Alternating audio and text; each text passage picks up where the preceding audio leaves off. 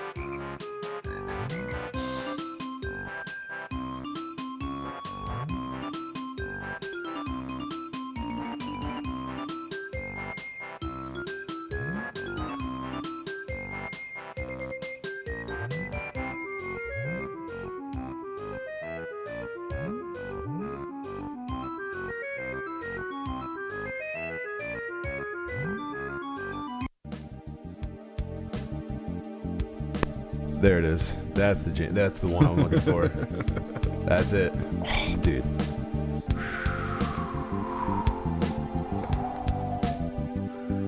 Hell yeah, dude. Yes, dude. Your parents are divorced. You're fat as fuck, but you're hang gliding. Your parents' marriage fell apart. Your entire family's being destroyed. Every day gets worse and worse, but for the next 48 hours, you have a rental from Blockbuster Video that lets you fucking hang glide, bro. You're weightless. Dude, you're not actually fat. You're not actually you're actually not a fucking fat pussy. You're not a big fat-titted loser like begging kids to laugh at you in a classroom where your teacher hates you. You're a hang glider, dude. You're searching for thermals so that you can climb to fucking 5,000 meters. You're trying to climb to 5,000 meters and then land safely in the middle of a target. Pilot Wings is the greatest video game of all time. And this is, I mean, they're hitting you with this. You hit power and this is on. You're like, oh, okay. Guess everything's not that bad. Oh yeah, this is the new setup. Look at the new setup. How fucking nasty is this? Welcome, Danny Dubs, to the new fucking setup. This is the debut. I forgot that I did all. It's not even done. It's not even close to being done. But this is my new fucking spot. Nah, we can do some cool shit here. This is my very nice, cool new spot, and I'm purposely blocking parts of it that aren't quite done yet. But let me assure you, shit is nasty. And it's only, I mean, wait till you see what I'm imagining in here.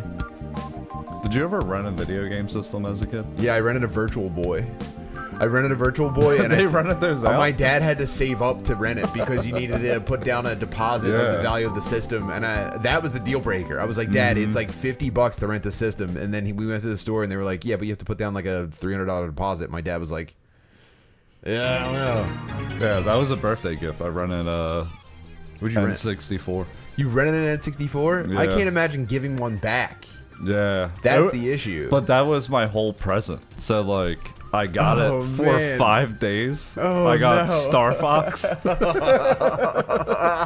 no. I got pretty far into Star Fox. No, dude. And then I can't imagine taking a Nintendo 64 away from a child and putting it in a box and going like, well, back to the store. I didn't realize, and my mom warned me about, like, she was like, you don't want to do, this will be your gift. This is going to fucking kill you, just so you know.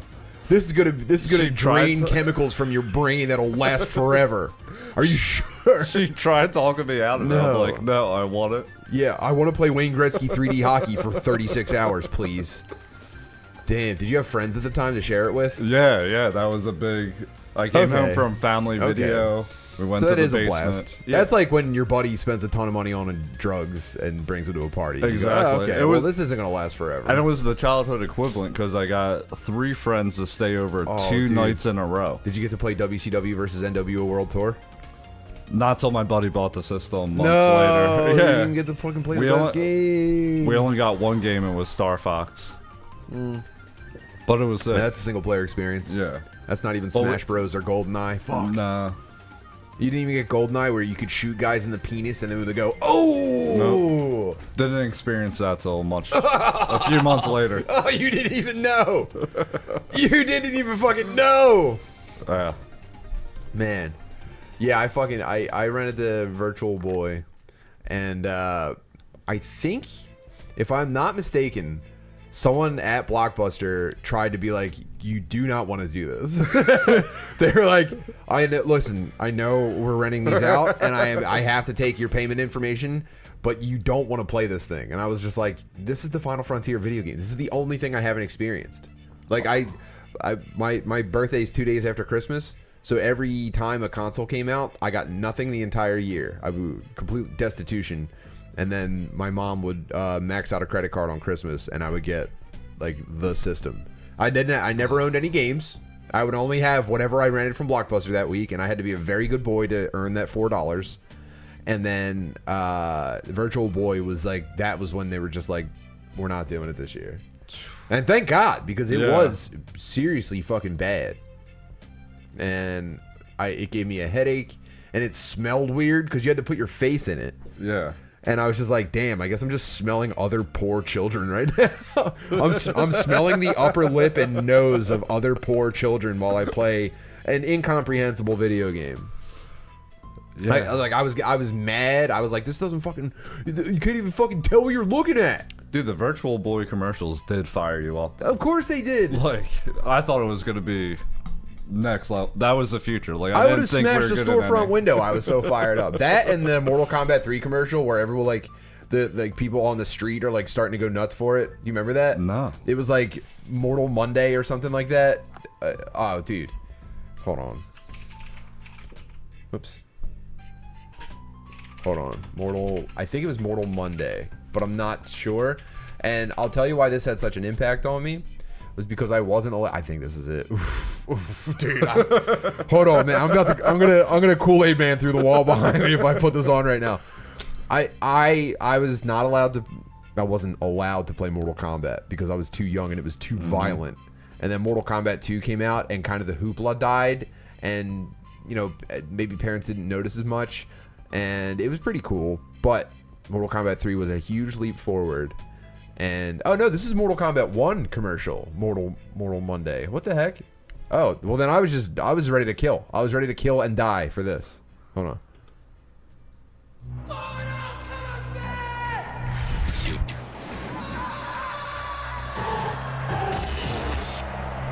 Yeah. Yeah.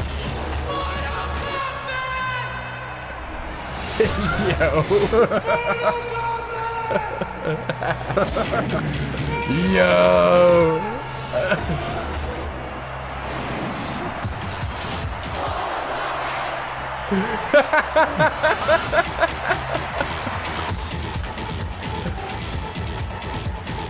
I don't know why. It kind of reminds me of the Milky music video. Well, this was first. Oh, yeah, it's coming up. Mortal Monday's coming up. I'm about to celebrate it. I might celebrate Mortal Monday. Damn, dude, I'm so fucking fly off that. Oh, dude, I think Bird Sweat hit us with a super chat. Hi, Tim. Are you going to play Baldur's Gate? I just gave you $4.99. Yeah, I will. Thank you. Yeah, I have a.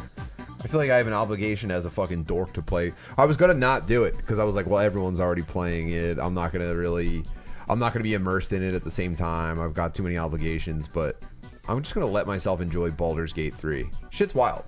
I saw a tweet where a guy said, I walked into a room and there was a bunch of skeletons like arranged, almost like you would see in a museum. But they all had like the armor that they like would have been marching with, and he said he knew something was up, so he went around and he took all the weapons and shit and hid it, and then eventually the skeletons did come to life, but none of them had any weapons, so he just and he had the forethought. Yeah, but that's the kind of shit that goes on. So I just want to play that game and just make decisions and kind of escape, you know. Dude, video games have gotten wild. Yeah, I'm pumped to start getting into them. I You can't brought that recommend it enough. PS4, and I played my first video game ever from beginning to end, and I was completely like, I get it. The Last of Us. So yeah, I brought a PS4 to the studio, and I have my whole library on it, and yeah, so you got to play Last of Us. Did you know what it was before you played it? Yeah, because the TV show was coming out, so I was like, that's the only reason you knew about it. No, I had heard it. Like, I still think video games are awesome. I can't.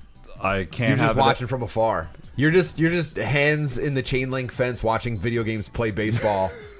And you're just like, hey, bud. Damn, Kenny Wilson with a $20 super chat. How blessed are we? I would say probably the most. Thank you, brother. Dude. Jeez. Kenny has to figure out how to get the Philly Fest, man. He should just move. Yeah.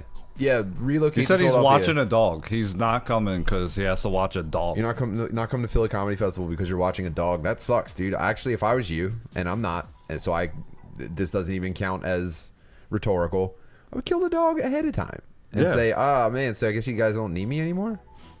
Yeah. All right. Well, I offered, that still counts. Last of Us was okay. Too much like a movie, the game. Yeah, but I think that was hot for a minute. But also remember, I hadn't played video games for 8 years. So What was the last video game that you played before The Last of Us? I think it was like Borderlands. Okay. All right. That's legit. Not as much, not as narrative heavy. Yeah. As The Last of Us. But I love those style games. Well, no, I guess Skyrim. So this is great. You're almost like a lab subject for us and me and the dorks in the chat to kind of like study right now. Yeah, I mean, I legit want to get... I don't own a video game system because I get obsessive about things and I do too many things. And if that video game system entered my house, it's like, okay, well, I can put off a lot of things so that I can continue playing this game. I was just talking to a dude after one of the shows in Tampa was asking me about video games, and he like apologized. He was like, "Yeah, damn, T-Sweeze hit us with the fucking $20 super chat. What the hell? T-Sweeze is a fucking man. What the hell, dude? Whoa! I mean, the lights stay on for another month. I knew the new setup was a good idea. I got to get a rug though.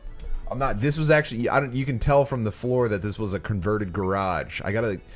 This place needs a woman's touch.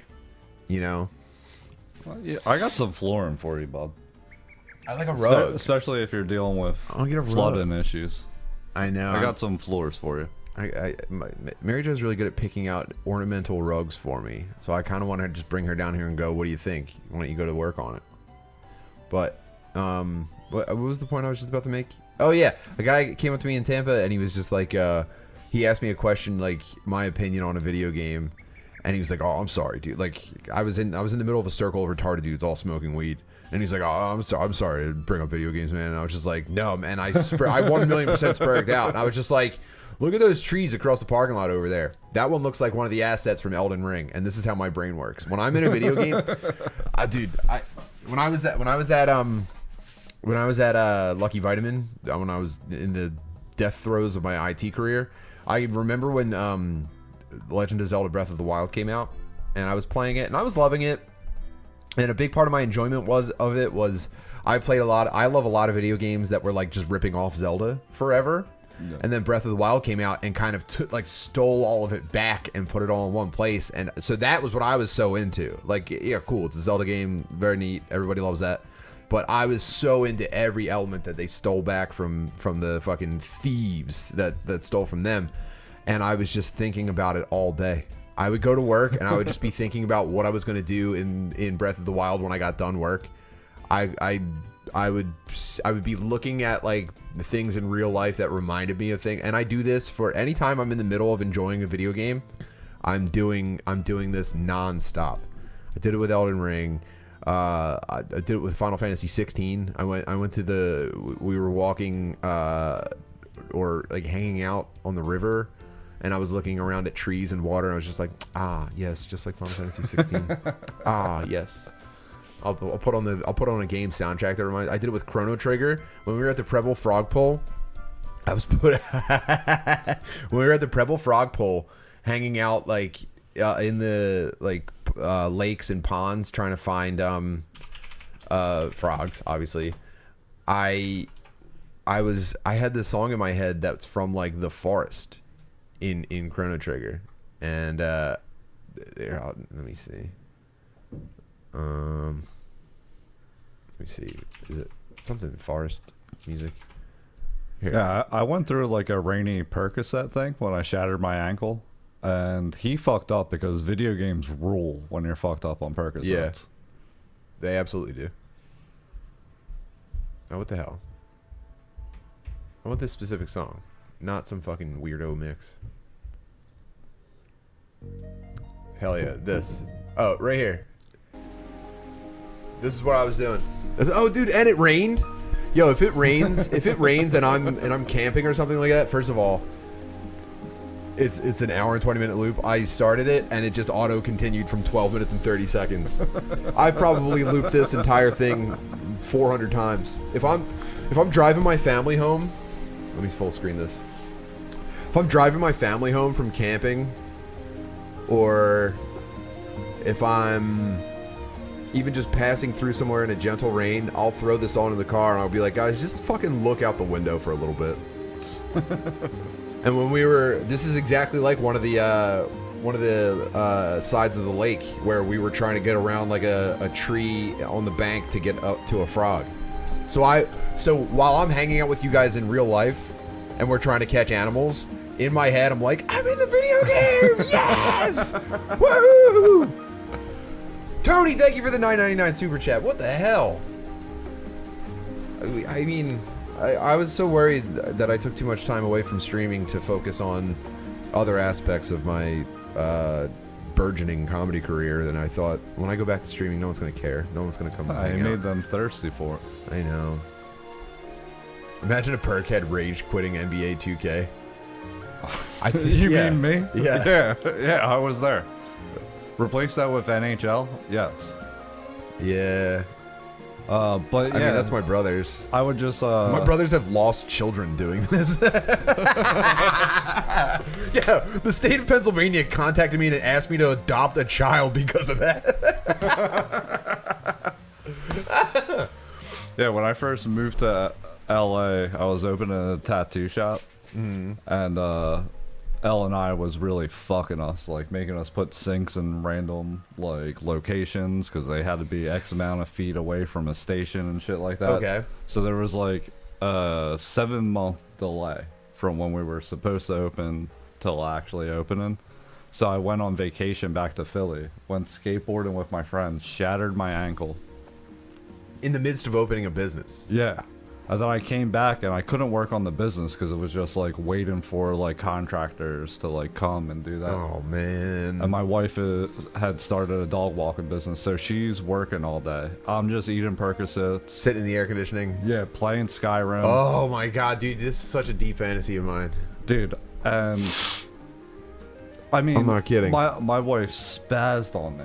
Like, because we were supposed to go somewhere, and I would always complain. I'm like, it's too hard with the crutches to get anywhere.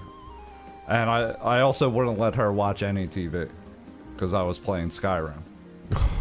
And she just, like, spazzed. She was like, oh, why can't we go right now? I'm like, I got to find these pants to complete the suit of armor. And she was like, this is the gayest shit ever. Like, you're trying to find matching pair of pants. And I know that probably made you, Jesus Christ, T-Sweeze with the fucking 50, chill. Damn, dude. I mean, T-Sweeze fucking rules. What the heck? Sweeze balling on us like that. I know. Whoa. I mean, well, thank you. Jesus Christ. This is a fantasy of mine, is being temporarily disabled, and all I can do is just game. And I think one of the reasons I try to keep myself so busy is because I'll slowly slip into that. If I have too many gaps in productivity, I'll slowly just be like, well, I work so hard, so I'm kind of not going to move off the couch right now. I'm just going to fucking game. And it's going to probably destroy my life if I don't push myself to the point of complete exhaustion every day. Then I will just be like, what's wrong with gaming? And then your wife goes, God forbid Mary Jo ever flips the switch, because there's no coming back from that.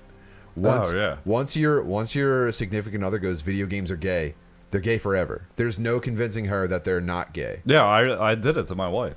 I know. It ruined, like, she doesn't like the thought of me even having one. Like, my counterpoint to that is that actually you're gay and video games rule. Just so you know, and this is like a super villain reveal. Like, I was the bad guy the whole time. Like, just so you know, my brain never developed beyond video games are awesome and women suck. That's been inside of me this entire time. If we need to like go to battle, like I do keep a kryptonite sample in a locket in case we ever need to go there. So please don't ever, lift that rock and find what's lurking just underneath, dude. The Last of Us. I'm in the fucking soil, dude. The Last of Us got me because how I like validated playing it was I would hit render like after I finished the podcast. I like edited a podcast. I'd hit render. It would say like 47 minutes, and I'm like, nice. Okay. Yeah, that's a chapter. And then I'd play for 2.5 hours, and then be like, fuck, I still have the Patreon app. Do that. See render for another 40 minutes.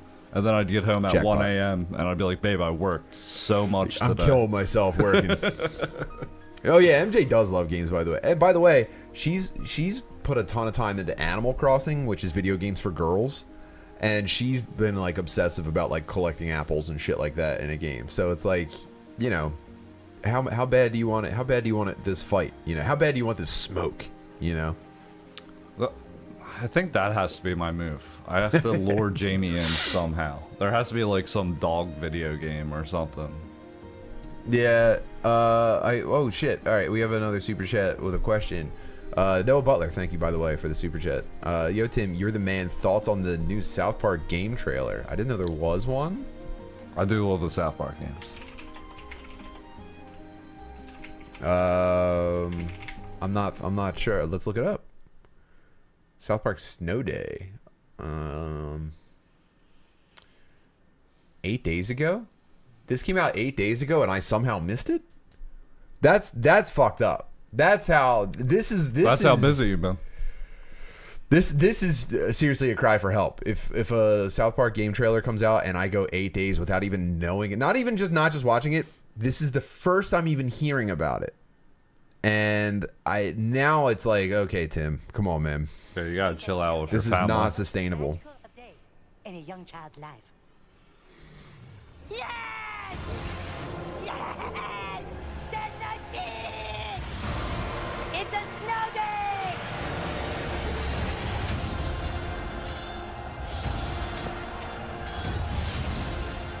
Oh, is this a strategy game?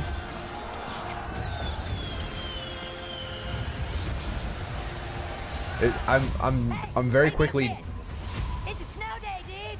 trying to figure out what this is. What's the game that they're basing this off of? Does anyone know what like the spoof is? What's the source game for this?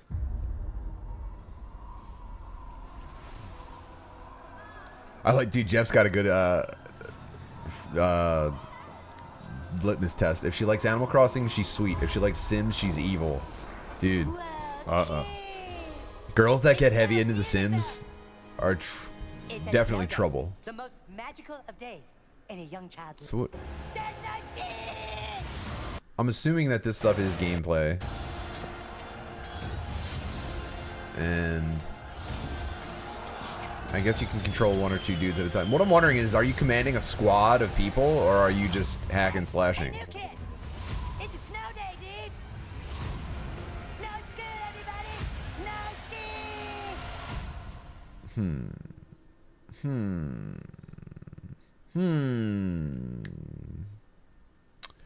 I'm for it. I wish there was more.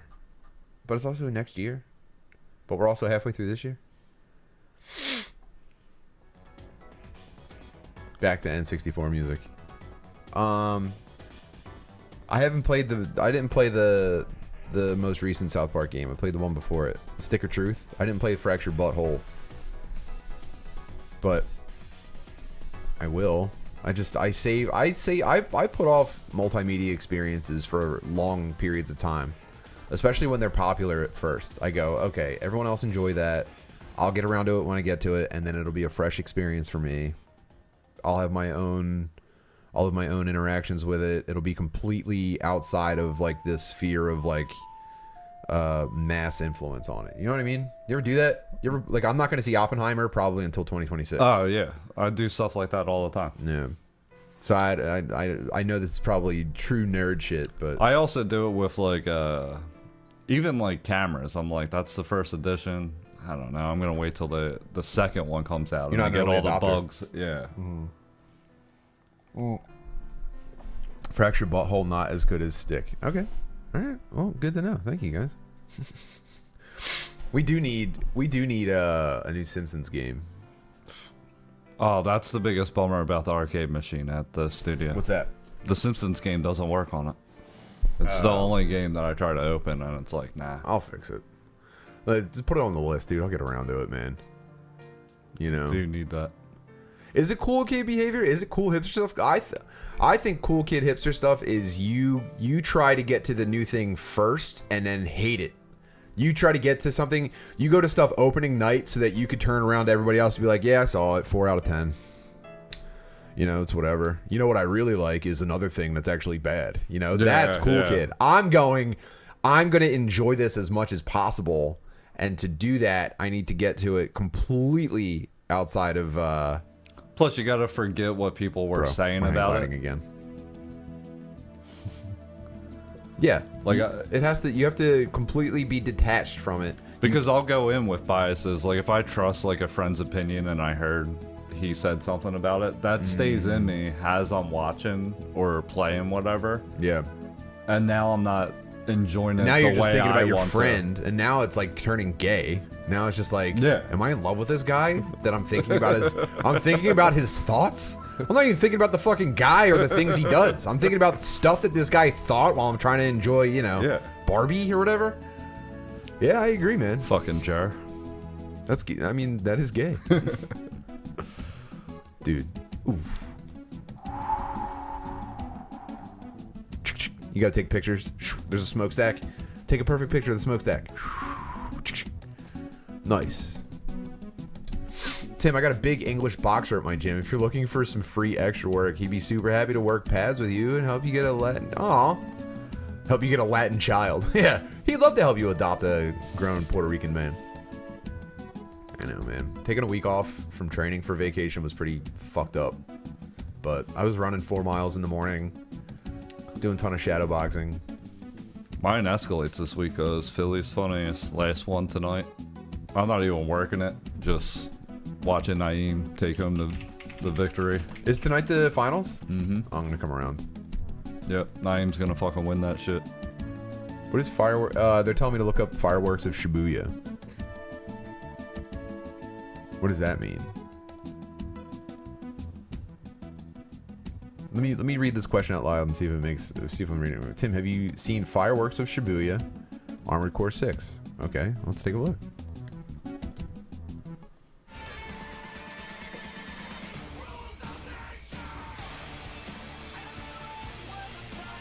Well, I'll tell you this, I don't like that.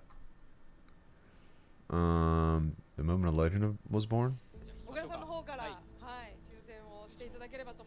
What is this? 番号36番の方。いらっしゃいませ。はい、じゃあこちらの真ん中の方にお越しください。来ていただければと思いますけど、まずはちょっとお名前なんてですか。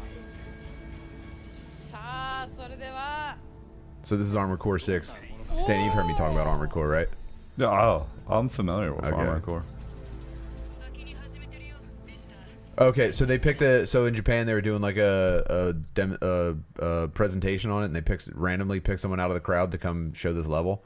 By the way, I started watching the Shaun White documentary on HBO about how he became like a rich and famous child pro extreme athlete. And at one point they're talking about how he doesn't go to school, he just plays video games all day, and he's sitting there on a tube TV playing fucking Armored Core, and I was just like, oh no, Shaun White's the coolest guy ever! He's so fucking cool!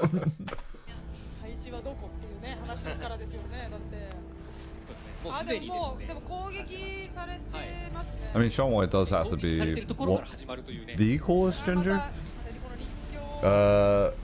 Yeah, I mean, as long as he dies without anything too weird coming out about him, he might be number 1 all time.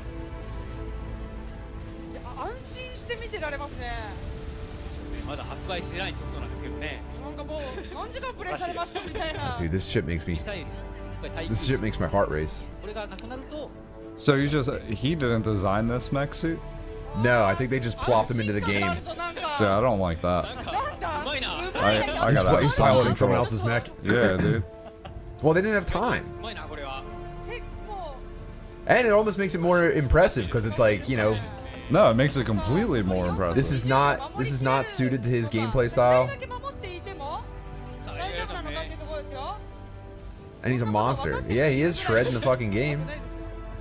It's like when you try to show your friends like they're struggling in a video game, but all their attacks are different than what you would pick, and you're like, what the fuck? 迎撃して Yeah, your stick's inverted. さあ出てます First of all, I mean, this battle looks これは incredible. 結構さあいや1本目 I が can't ちょっと fucking もう wait. I can't wait. This is the game I want to throw. This will be the one this will be my Skyrim, where I'm just like pretending I'm living this. これは What happened to his gun? やばいやばいここに来て本当 Dang, he's gonna. 清潔技が Is he doing? Is the madman doing melee? やばい He's going hand to hand ミサイルが with a battleship. 後ろからも結構攻撃されるでもいいですよさあでもただ今1本 Absolute legend. されてしまってますがねあ He's got no gun. ノーガードでめちゃくちゃ戦えてるやつがいますお It's on site with every mech. Sock him, dude. Beat his fucking ass. さあどう This is how I would do it in real life. If I was 打 really ち上げ piloting a mech, this is the nasty shit I would do. I would be doing running drop kicks. Don't, you know, you see me with a gun, you get nervous. I put down the gun, you go, oh fuck, it's already too late. ミサイル打ち上げ成功なんということでまさかの初見で防衛成功見事チャレンジ成功 I do give it up to the boy, Fireworks of Shibuya. おかげさまで技術贈呈とさせていただきおめでとうございます Wow. はいそして皆様にはおか Damn. Legend. Legend. Legend. Yeah, let me do wrestling moves on them and shit. But I'd just be happy to customize a mech myself and get S plus on every level. Dude, I gotta tell you, I miss being able to play licensed tunes because I'm not on Twitch anymore, Yeah, where they let you get away that's with rough. that. But I do, goddamn, do I love just hearing video game soundtracks. What game do you suggest for me next? Because Philly's Okay. Funniest is over. Yeah. Like now I have like. So now that you're not full-time recording bad stand-up comedy, what would I say? And think about this, I do use it as my render thing. So certain games, like I want to play the Final Fantasy remake, but like that would drive me crazy if I could only play for like an hour at a time. That to me, those games are like I stay up till 4 a.m. after my mom. Yeah, and they do kind of like drag you along, where it's like, okay, I just finished that section, but then Yeah. it's like I'm already ramped into, like, there's not a lot of like downtime. Like Last of Us was kind of good in that it was segmented. Like okay, Yeah. now I hit the movie. If I were you, I'd probably get into Rocket League. Those games, that's a problem. I would probably just play Rocket League, honestly, until you become racist. Okay, how long does that typically take? Well, for me, it was kind of out of the gate, but no, play Lake. Ooh, what's Lake? I feel like I have that for free on some platform. This is one of my favorite things to do. Here, I'm gonna name this segment, but we could go into Xbox Live and see what's up with what's in the current Xbox Live or Xbox Game Pass. And games Selection. like Borderland, I like Diablo. Well, there's Diablo 4 is out. That's probably a pretty safe answer. Everyone loves it. Even with that, I'm like, okay, I have to build up each character. Fuck. Oh fuck! Texas Chainsaw Massacre is out. I missed the boat, Right? I feel like, on Friday the 13th, so Yeah, maybe I they can get ended in that. on this. Yeah, yo, okay. So let's just give first impressions of video games. I'll do it this way. All right, Texas Chainsaw is, I guess, out now. 8/18. Oh, 2 days ago. All right, we'll install that.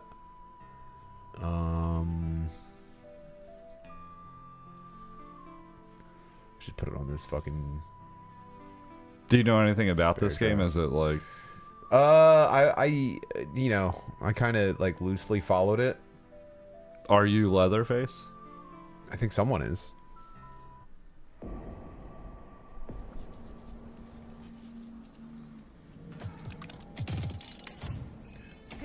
I think you have people playing as the survivors and people playing as the family. But that's kind of how Friday the 13th was, right? Yeah. Someone was. Yeah, they call Jason. it asymmetrical multiplayer, or something like that.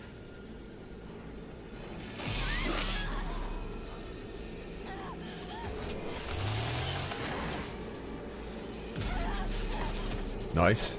That's a round butt.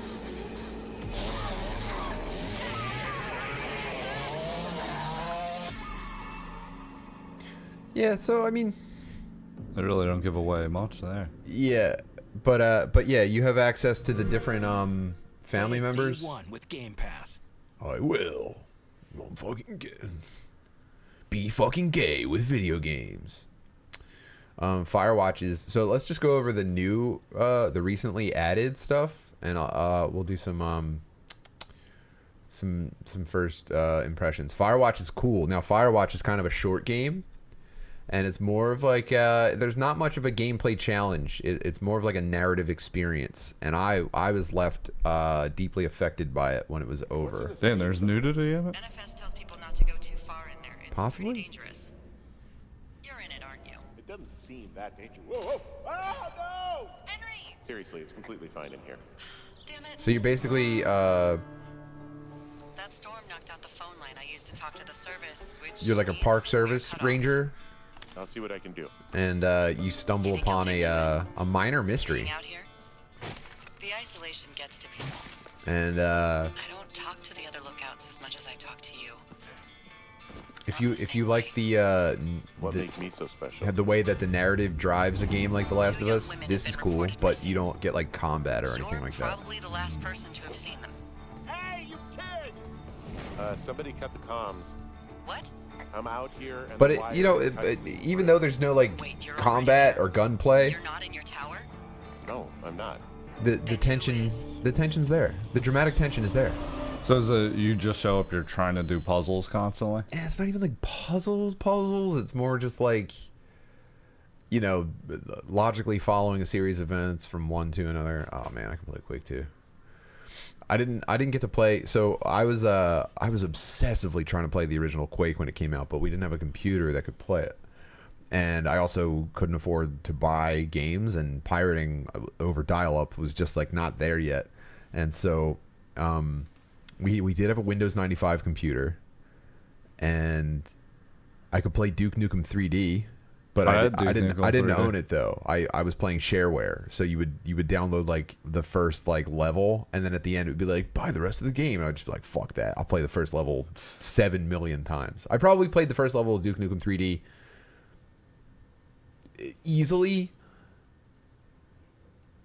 I would say 500 times. If I'm being realistic, I probably beat the first level of Duke Nukem 3D 500 times. And then there was like a submarine level, and I did a lot of that. I've never seen the rest of the game. Maybe it'd be worth doing. Wait, really? I don't know that I Because have. I had that too. I played it constantly, and then at Best Buy it was like $20 at one point. Crazy. And my mom had no idea what it was, so she was like, "Okay." No, never. I don't remember ever buying a computer game as a kid. I think like a family member would give you like I remember we had a from Lion King. We had Timon and Pumbaa's Jungle Games, which wasn't even really a game. It was like there was like a weird pinball thing, and then a thing where you had to like catch bugs, and you'd be like, "Whoa, dude, it looks like the movie," and that was it. I don't But- remember that. So my computer could play Duke Nukem 3D because everything was actually flat. Even though it was 3D, all of the assets were actually just flat 2D images that, you know, chase you around. And in Quake, everything was 3D, so my computer couldn't do it. And my I also played Chex Quest, Jeff, and I think that's, you can find that online now pretty easily. Which was just Doom, except it was all serial.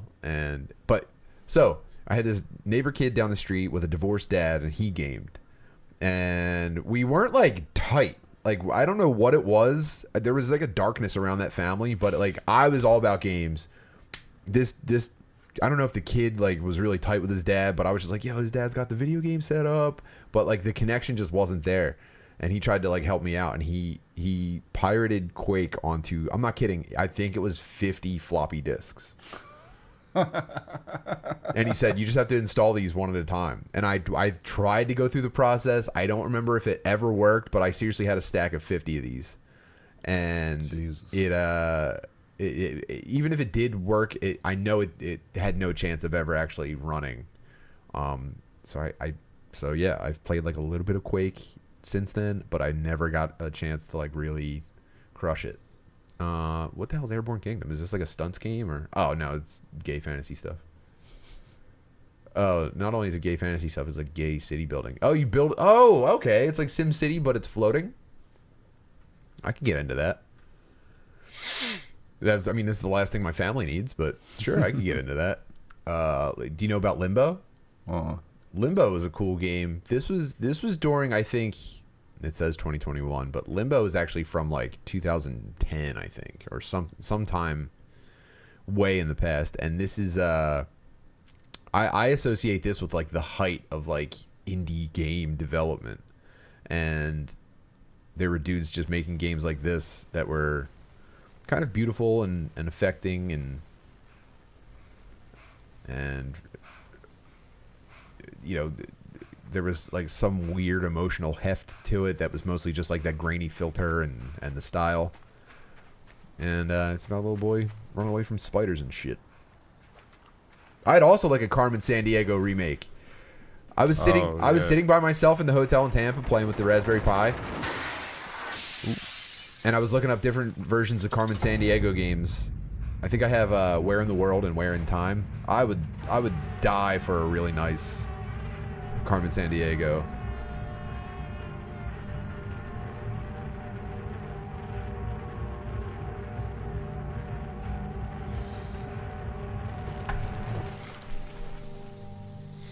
Anyway, it's basically that.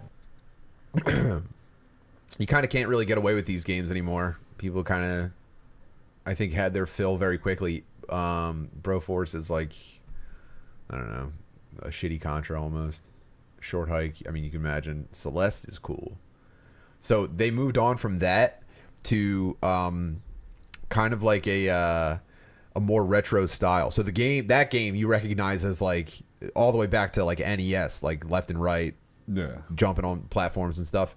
Then it got more into like skill and like more, you know, retro appearing. Have you seen Celeste? Celeste is nasty. It's all about this jump mechanic where you can double jump and then you can replenish the double jump when you pick up like strawberries or something.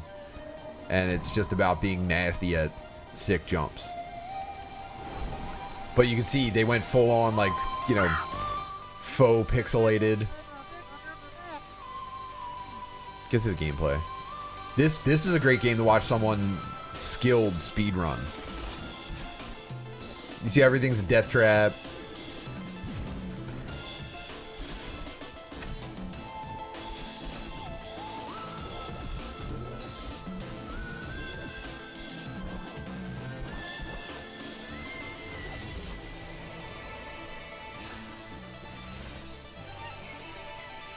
And then they take that retro style, and obviously it's so like layered and evolved that it becomes like an elevated version. And like, even though this looks old, you would never be able to see this kind of like movement, this kind of like fidelity. Yeah.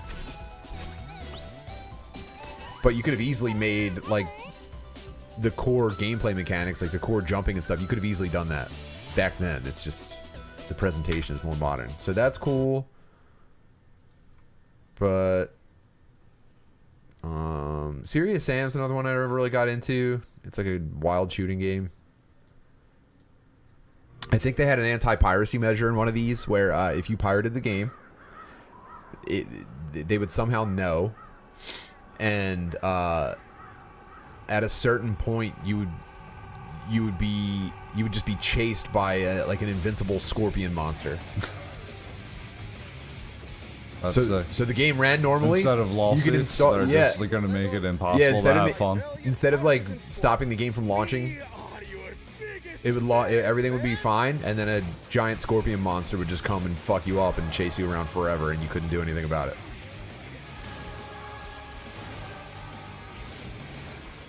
We have found a nice present for you. And this is almost like, I understand that I'm supposed to go like, whoa, cool, big weapons, big monsters, everything explodes. I understand that this is supposed to pull me in, but it's just like, I need more. I'm also not huge into first-person shooters. That's part of it. Every now and again, but not really my thing. The creature design's pretty cool. Yeah, I don't know. There's almost like I don't know. I wish I knew more about art so I could compare this to something. But to me, it's almost like pornographic. You know, it's like I need something else. I feel like I've seen this before. Oh yeah. Oh, I'm in an old video game. You know. I don't know about this game. I don't know about Figment. This is like a puzzle game that you are inside of, and you can change the fuck. I don't know how to explain it, but it's about like you're walking around inside these tiny puzzles, and they seem like large, like your human scale inside of here, and then you do something like you jump over a wall or something, and now you're looking at it as though you're giant or something like that. I forget. I got pretty far in it, and I kind of just lost interest. Yeah, everything else is kind of what it looks like. So I'm not like blown away. I'm not blown away by the recently added. Oh, have you ever played Fallout? No, but I hear a lot about it. I mean, if you like Skyrim. All right, let's check out most popular. There we go. Valorant. This is a first-person competitive shooter. Oh boy, this sucks. League of Legends is you're on a team. It's like Team Diablo versus, you know. Okay. And everyone's got like a role to play. Yeah, I don't know. Okay. I don't know. You might get sucked into like League of Legends and Dota. Yeah. And you're basically on like a game board, and there's like resources that you have to like claim and things you have to fight, but it's like fuck, I don't know. Someone in the chat, please describe this shit. Now, is it squad versus squad, or is it a lot of like team versus team? And it's like these people get there's pro players in this that are like, you know, like totally. You would compare them to like high value free agents. You know what I mean? Yeah, no one needs Dota in their life. Don't do it. Don't do it. I feel like Danny needs a downhill mountain biking game or whitewater rafting. Ooh. Sea of Thieves, I never really got into, but it's a pirate game. You have any interest in being a pirate? Yeah, brother, you know how much I love the high seas. Yeah, there's dudes that play it like full time. Is it like you can run up on someone, take their shit, and bounce? That actually is exactly what it's like. There's Sea Monsters Season 9 of Pirates, the video game. Dude, the Pirates of Dark Water Super Nintendo game. I'm not familiar. What? The Pirates of Dark Water? Do you remember the cartoon? No. What? I don't. The video game was incredible. It got me into the cartoon. Yeah, see, so this isn't really showing the stuff that makes this exciting, but like you have naval battles between pirate ships, you got monsters, you could steal, I like seeing guys like infiltrate another player's ship and like steal all their stuff out from under them. Yeah. Nah, I could get into that. I installed Microsoft Flight Simulator the day that it came out, and then I just sent, because it uses like Bing Maps or whatever to you can fly around all of the world realistically. And so the day it came out, I just filmed videos of crashing into all my friends' houses and sent it to them, and then I uninstalled it. I 9/11'd everybody I knew, and then I was just like, see you later. Yeah, wasn't that like everyone was seeing Epstein Island through that? Yeah, people were landing on Epstein Island. It was crowded. Now this is picks for you, so I guess they Damn, think they power know me. wash. Power wash simulator. I like real power washing. I could get into this. This is, and you know how autistic I am. I gave this a shot and I just said no, too much, too much, too much, dude. Seriously, this is it. This is the game. What does that tell you about? They have to time lapse the gameplay footage in the trailer. It's just funny that someone was like, "Yeah, I'm gonna make this." I guess it's doing well. This is the best games or top games. No, this is what they think I would like. This is my For You page in Xbox Game Pass. Because if you get a gas power washer, man, you really could fucking Start a business and quit comedy. I know, dude. Or do you watch those videos of the rug guys? I watched the Rug Guys, which I think it's weird how urine focused those guys are in their descriptions. Brother, I got 7 dogs at my house right now. I love these videos. Yeah, you're gonna be a fucking a piss rug guy. Stardew Valley is basically a Harvest Moon. I don't know how much I moved by any of these. I did play Slay the Spire, which is like you have like. Oh, what was that Impossible BMX game that we were playing at the studio? Was it? It wasn't Descenders, was it? Was it? It looked. Yeah, it may have been this. Yeah. I don't know. They don't really do as much for me. Supposedly Drew got good at that because we were all eating shit that day. Good for him, man. Chivalry 2. This is like a medieval first-person shooter, and you're like swinging, you know? You get the fuck in there and you start smashing people up. I do like this. It's just, you know. Any game like this though, where you can like just get better by playing for thousands of hours, it's like I don't have the time to be the best at this, and so you kind of just get demolished over and over again, and then you go, all right, well, good for them. I'm glad they have that. Yeah, that's what scares me about getting into Rocket League. It's like, especially that they give you like achievements and levels. Mm-hmm. That could easily consume me. Oh shit! Starfield's coming to Game Pass. Suck my dick, dude. This is it. This is the answer. Starfield. Oh, dude. This is the Skyrim formula perfected for outer space. Okay. Humanity Now we're has talking. always hunted for Everyone's hype on this, but they kind of want it to fail. The wonder is not that the field of stars is so vast. Damn. that we have Yo, shout out to Andy in the chat for testing the limits of the super chat and seeing what slurs he can say. at what price point. Oh yeah. I'll put together a guide.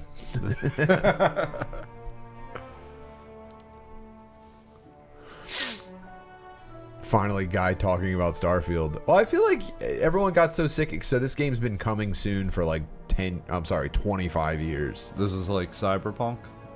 Kind We're of. all here because we're committed. Except with a longer build-up and maybe higher expectations. What's out there? Mm-hmm. So people are dying to get this game to shit on it, right? I think the thumbs up, thumbs down on this. I think the anticipation is about You're as part of high the as it gets. solution now. Part of our family. And I'll say, as long as this game doesn't make me suck off a Chinese guy for a mission, I'm gonna give it an honest shot. Understand all that is at work here. No finer group in the stars to be unraveling this mystery. Yeah, I could get super into this. Here on out, Captain. At first I thought there was mech suits as well. I was like, I think there might be, or maybe at least exosuits. You can get retard for $2 in the super chat. Andy, you're doing God's work. Another great secret the universe is asking us to unravel. human settlements throughout the galaxy could be at risk. Yeah.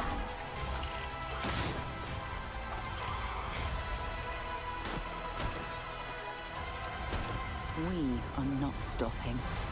Whatever lies at the end of this road will change humanity forever.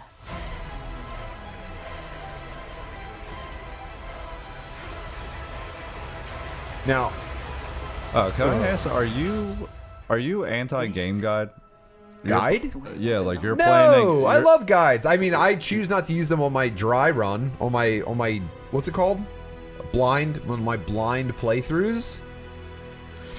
I love September 6th. Nice. All right. 3 days after Philly Comedy Festival. You were saying I should get the whatever the new Xbox is over the PS5. Just for Game Pass alone. If you've got this much game history to catch up on, Game Pass is so good. Like, obviously I'm like breezing past a lot of this. Forza. That also stole so many hours of my life. City Skylines 2, that's cool. Sea of Stars, I don't care, but nice. Finish these games in less than 5 hours. You know? Isn't that nice? Trending now? Did I tell you I never completed a Metal Gear Solid? What? I would always get to a point, and then I couldn't figure it out, or I'd always get caught. I'd send off the sensor somehow. Yeah, then you just run through. You go, okay, fuck it. I'm not going to be a super spy on this one. Dude, no.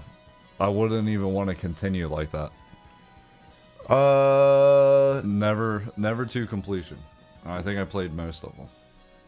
Well, that sucks. Yeah. You need to fix that first and foremost. And there's a new version. I don't know if it's like really a remake or just a re-release or a remaster. But you got to fucking fix that. I'm about to. Ooh. Oh no, I thought Mike Trainer was talking about the game Blasphemy, but he was saying what you're saying is blasphemy. Dude, those games are so hard. Well, To like time the like, okay, that dude went down the hall, then it's much like Neon Genesis Evangelion. It's not actually about the thing it's about. It's about becoming a man. Do you understand? Like, yeah, it's about a guy who's basically Kurt Russell being sent on a secret mission, and he has to sneak around and do cool stuff, and very future tech stuff gets involved, and at every point there's a new impossible narrative twist that's only even conceptually possible because of some hyper futuristic concept or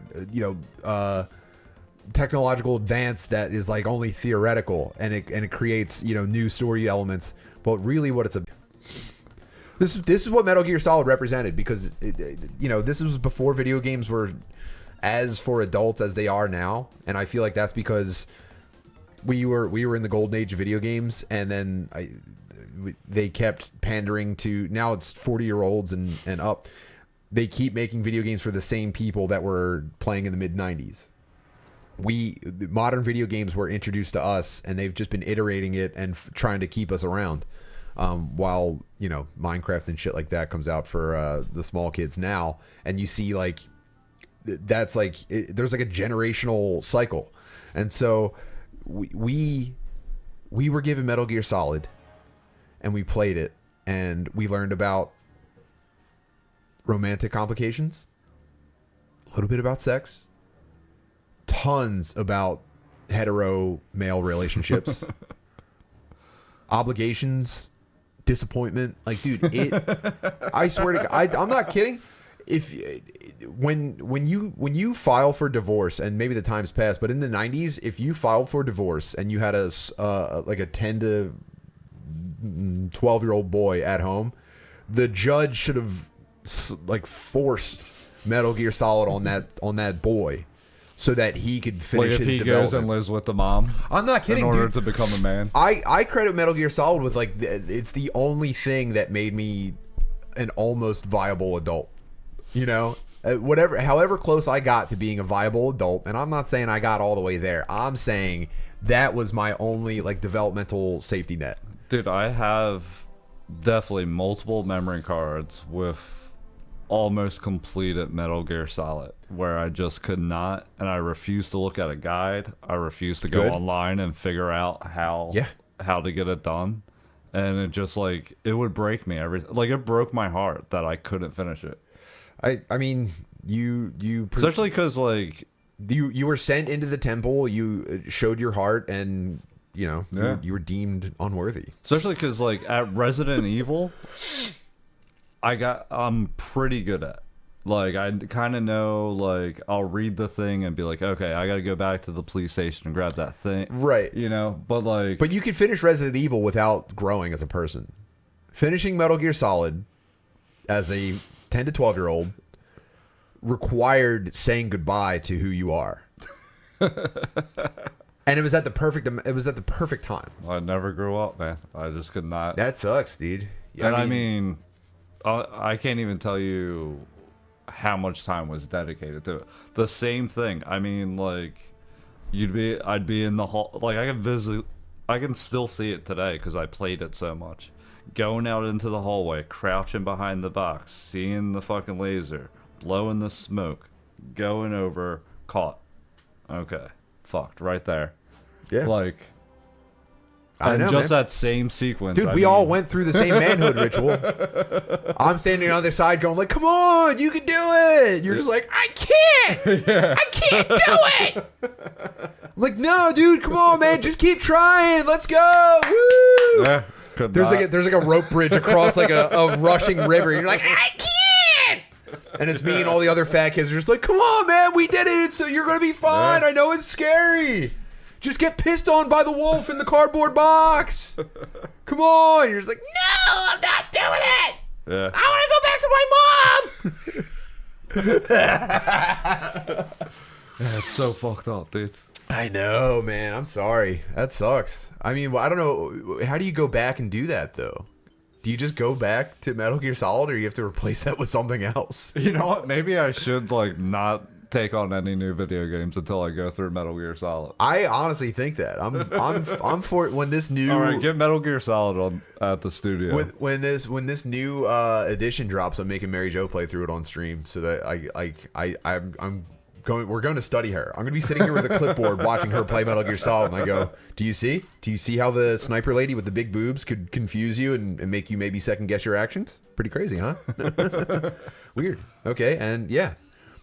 Maybe it feels wrong to go into the air ducts and look down into Meryl's holding cell and watch her change into her panties, but this is important to the narrative structure of the game. Oh, man. Damn, now I physically feel that same disappointment, like in my body right now from not completing. You're Metal Gear essentially Solid. a girl until you do this. You're a woman. Well, not even a woman. You're a girl. You're an underdeveloped girl until you finish Metal Gear Solid, and this is true of all men. You know, they send you out into the wilderness to survive for 24 hours in some cultures. As a young boy, dude, and even longer. Like, I have a degree in data science. I understand the pattern. Oh no, you're a side character from Metal Gear. I'm Solid Snake. You're one of the guys that's just like, Snake, I'll stay here in the lab. Reach me on the codec if you need anything. Hey, Snake, don't go in there. She's going to kill you. Yeah, I have to. Dubs, listen. There's only one path through. Yeah, this is the dynamic of Snake, our whole relationship. You're going to get hurt if you go in there.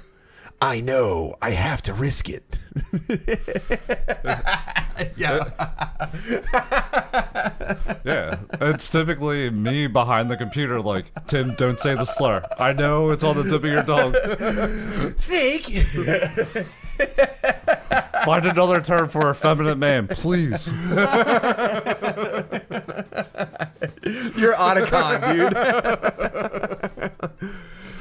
dude. Snake, do you think love really can bloom on a podcast? I don't know. Why are you asking me these questions? I just want to call stuff retarded.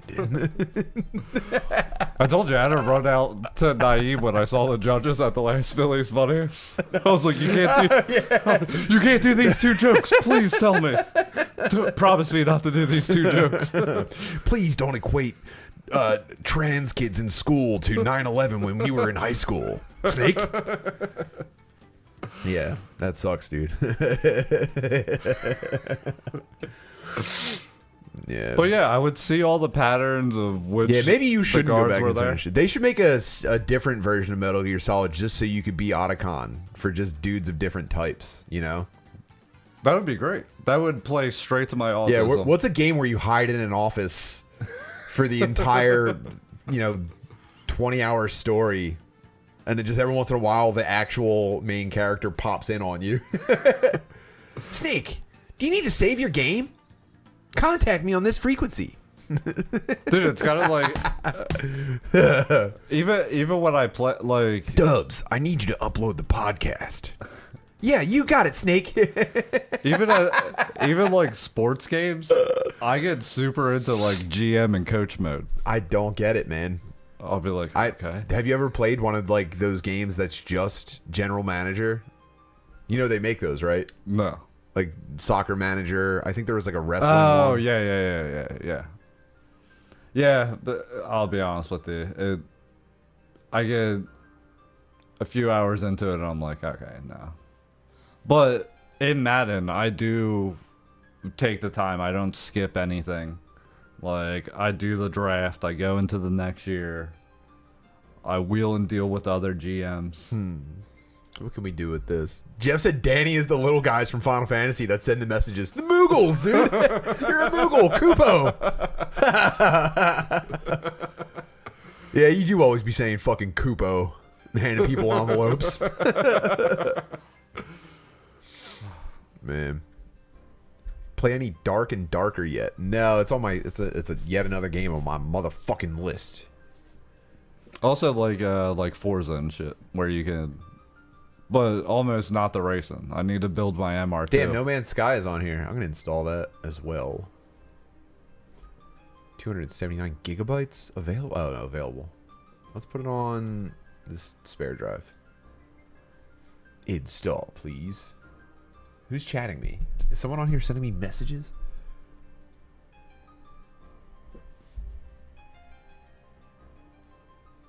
I'm not gonna look at that. Dude, we should do some sort of. Should we make the?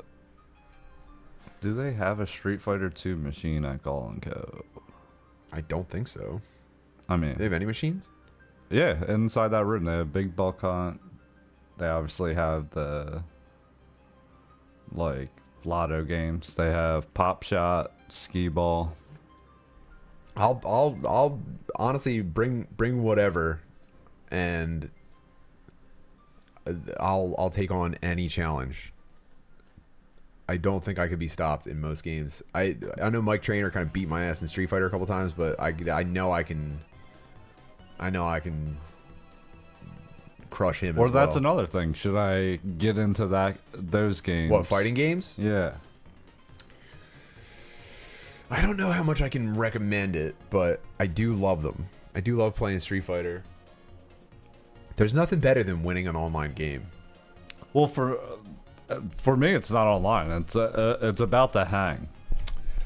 True. It's like I like hanging out with my boys. Like, so I'm gonna learn how to play NBA 2K to hang out So with. you don't just keep getting fucking pushed off the couch.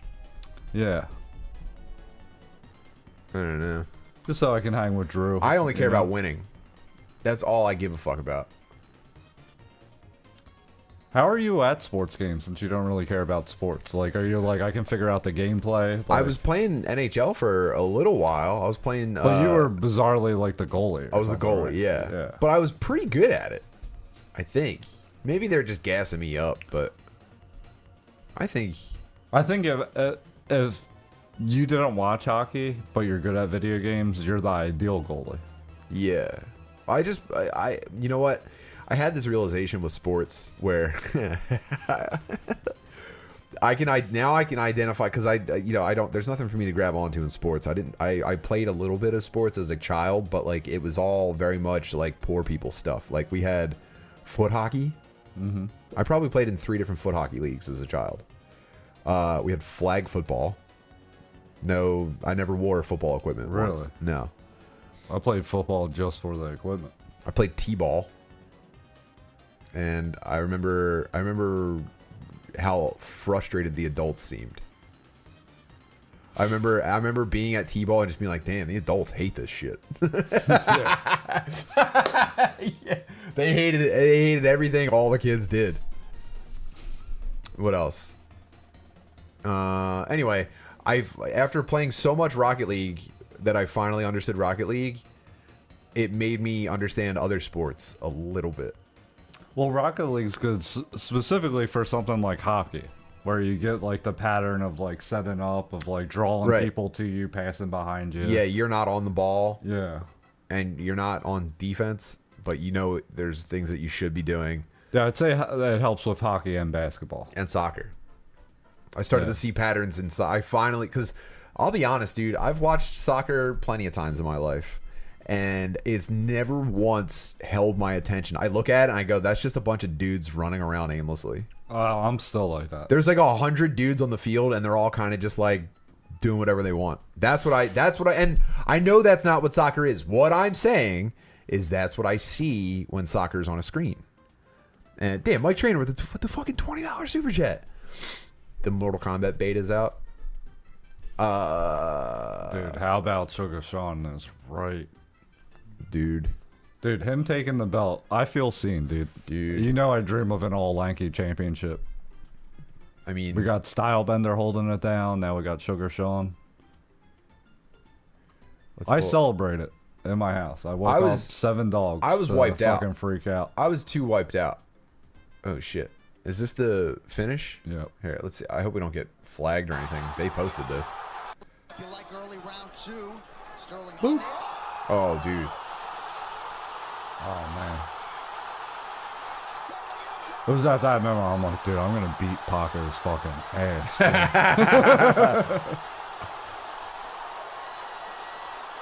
Damn.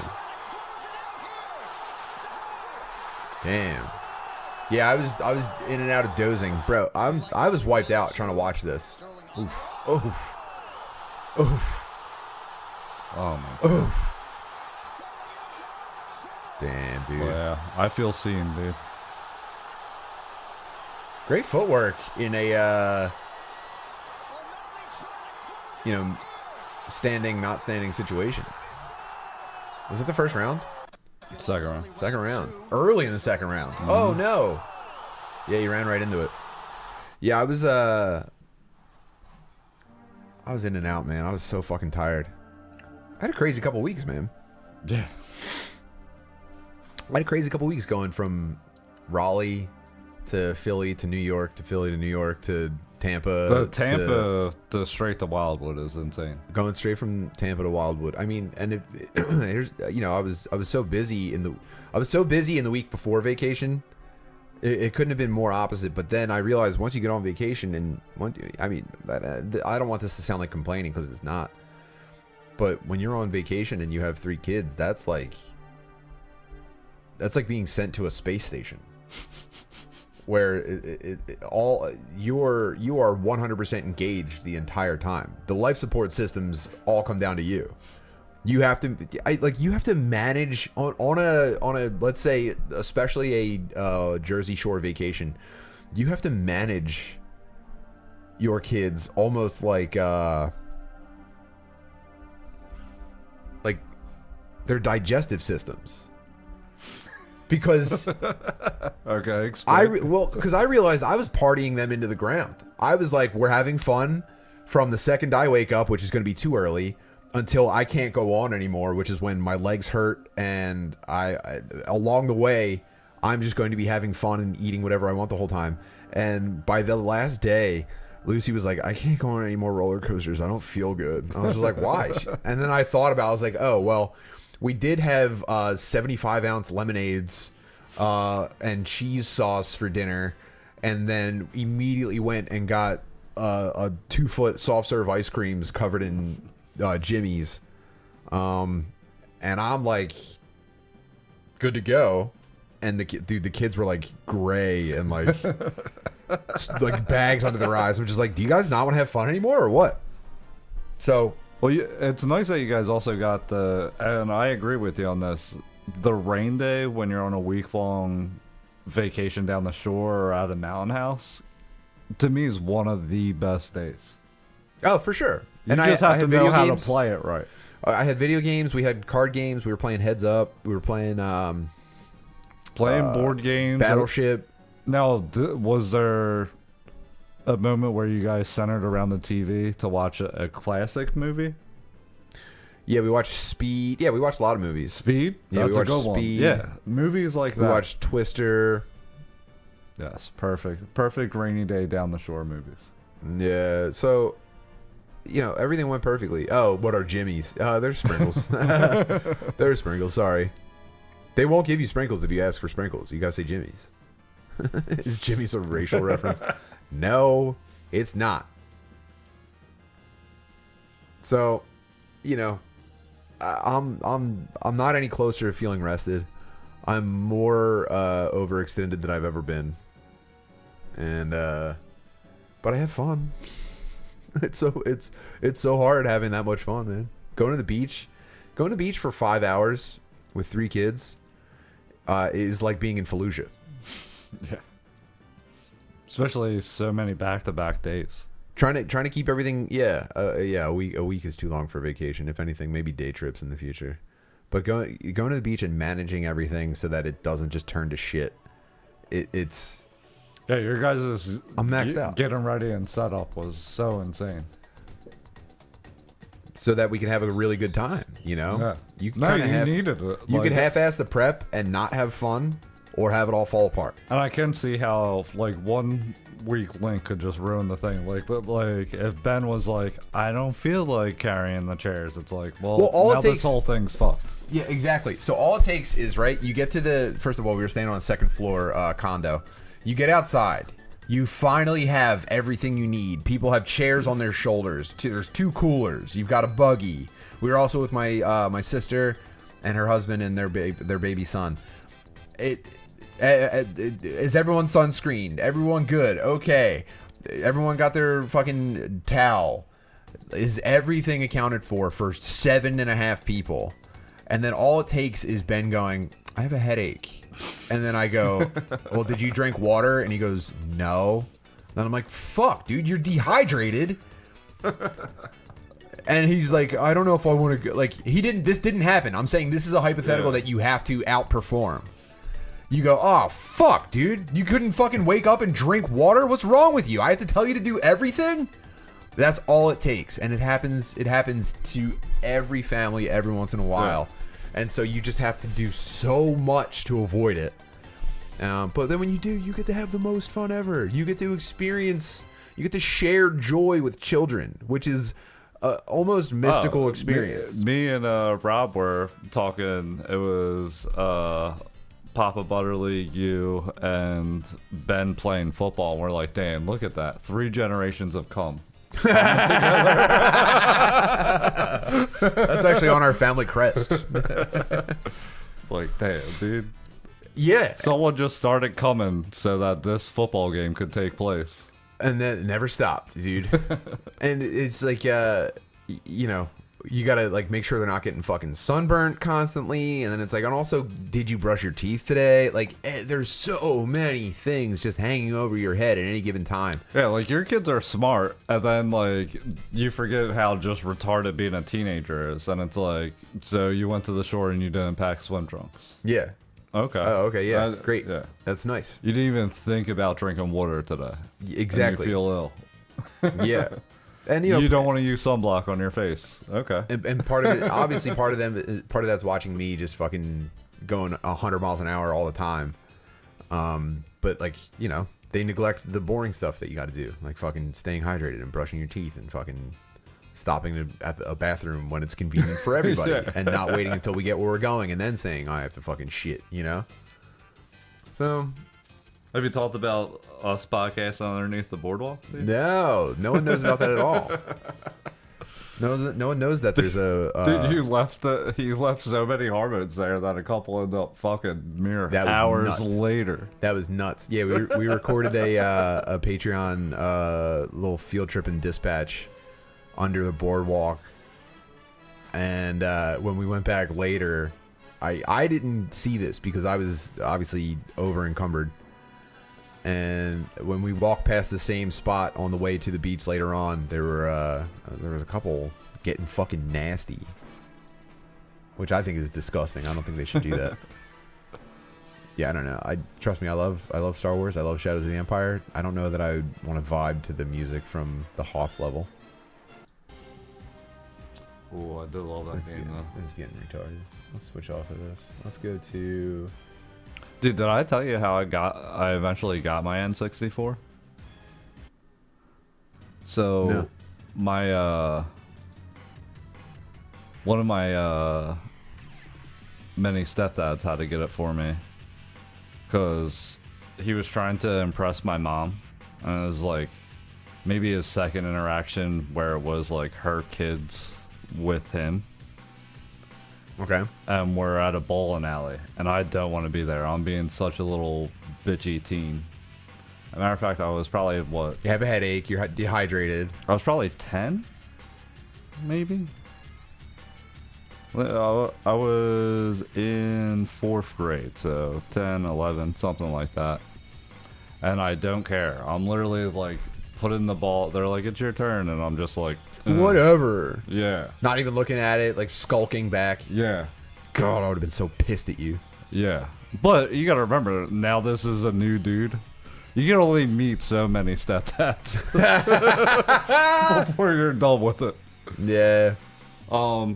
And I was actually upset because my birthday had just passed and she couldn't buy me the N64 and I had to rent it, and then that ended up being my only birthday present was Joy for a few days. Yeah.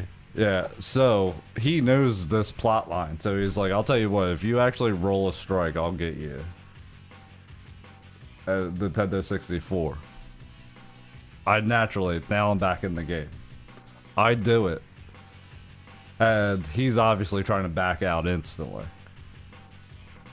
He was like, just... You bowling I shark got him. you back in, and I was like... He said, let's make this interesting. And you said, yeah, sure. Yeah, I can make it interesting. Let's go. Yeah. I think it was like 2 rolls later. You got a towel on the ball, and the next one you're like, yeah, sure. I'm actually going to call someone over. I'm thinking the oil pattern on this lane's a little bit off. But yeah, so I bowl, and he's instantly trying to get out of it. He was like, I was just trying to get you back in. See, you can have fun. I was like...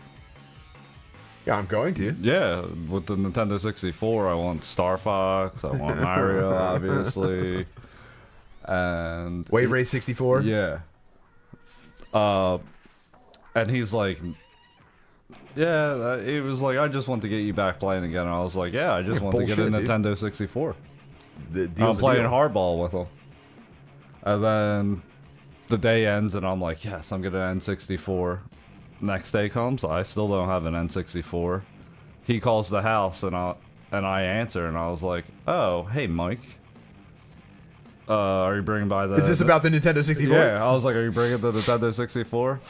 And he's like, man, money's tight. He was like, I'll talk to your mom. Sounds like a you problem. I'll talk to your mom about getting one. I was like... It's just weird, because it seems like you really enjoy fucking my mom. Oh, dude. Wouldn't it be terrible if something interrupted that? I was pretty close to doing that. So what that'd be weird if every time you guys closed the door at night, one of her kids shit his pants.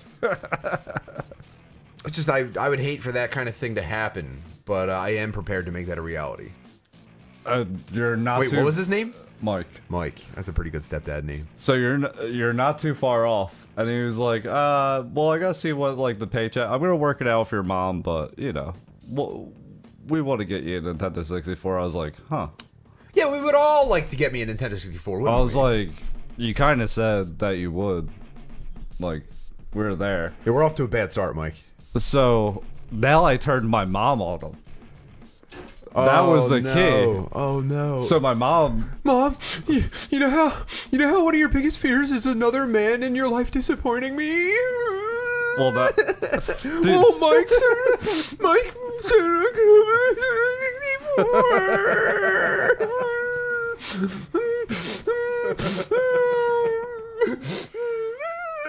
there may have been some tears involved.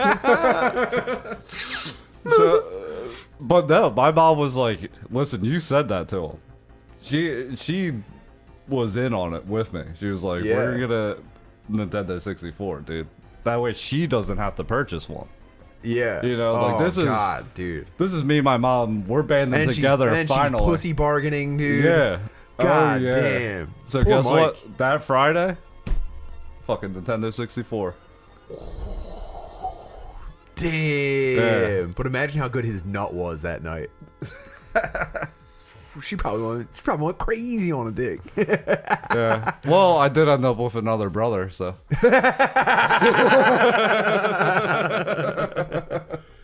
Damn. He said, okay, I will make this Nintendo 64 happen. However, I'd like to discuss going raw. I'd like to discuss busting in the pussy. Yeah, I mean, what a tough negotiation period, you know? Yeah. And it was, dude, it was right in time for summer vacation, dude. Damn. A lot of kids go outside on that vacation. I didn't leave my room, brother. Do whatever you want. Yeah, I got to the point where during summer vacation, I was being kicked out of the house in the morning. Yeah. Well, I would eat 3 bowls of cereal or 2 packs of Pop-Tarts, and then I would settle on the couch and be like, nah, get outside. yeah, my mom didn't care, but Granny was a big, like, no, you're not staying. This is nuts.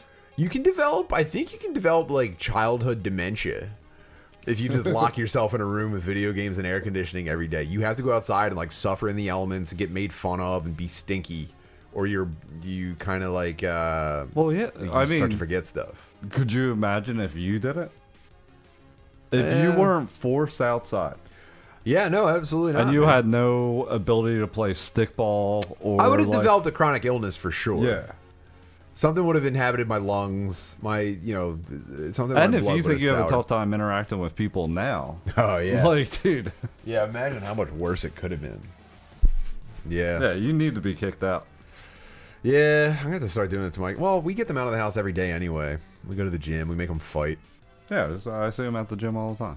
You know, the funny thing I was thinking about was taking the kids to jiu-jitsu all the time, and there's only been one time where Lucy was like, "What if I didn't want to do jiu-jitsu anymore?" And my response was just like, "Well, that's what we do, so I'm sorry. That's what we spend our time on." We looked for a family activity for so long. This ended up being it. I'm sorry. This is what we do, and I think about that from time to time, and she never said she wanted to quit. She was just like, what would we do without this? But when we have these kids spar with each other, like, the older kids are kind of life and death. Like, the older kids get like red-faced and like completely gassed, and they're like, they cry sometimes after an intense match, even if they didn't like lose or get hurt. Like, sometimes you'll see like tears on a kid, and it's just because of how intense it is. Yeah. And like, I have to stop myself and be like, damn, we're pushing these motherfuckers pretty hard. We're kind of like, we're activating like adrenaline responses in these kids pretty regularly, and not really. I don't know. I just have to stop and like take time and think about that every once in a while. Like, I hopefully it's good. Hopefully it's like making them develop something, and hopefully it's not just like creating little fucking, Khabibs that grew up in like war. Like, I'm hoping I'm not doing the same thing in their nervous system as kids who hear like explosions. Although my kids were also hearing explosions. I was just about to say.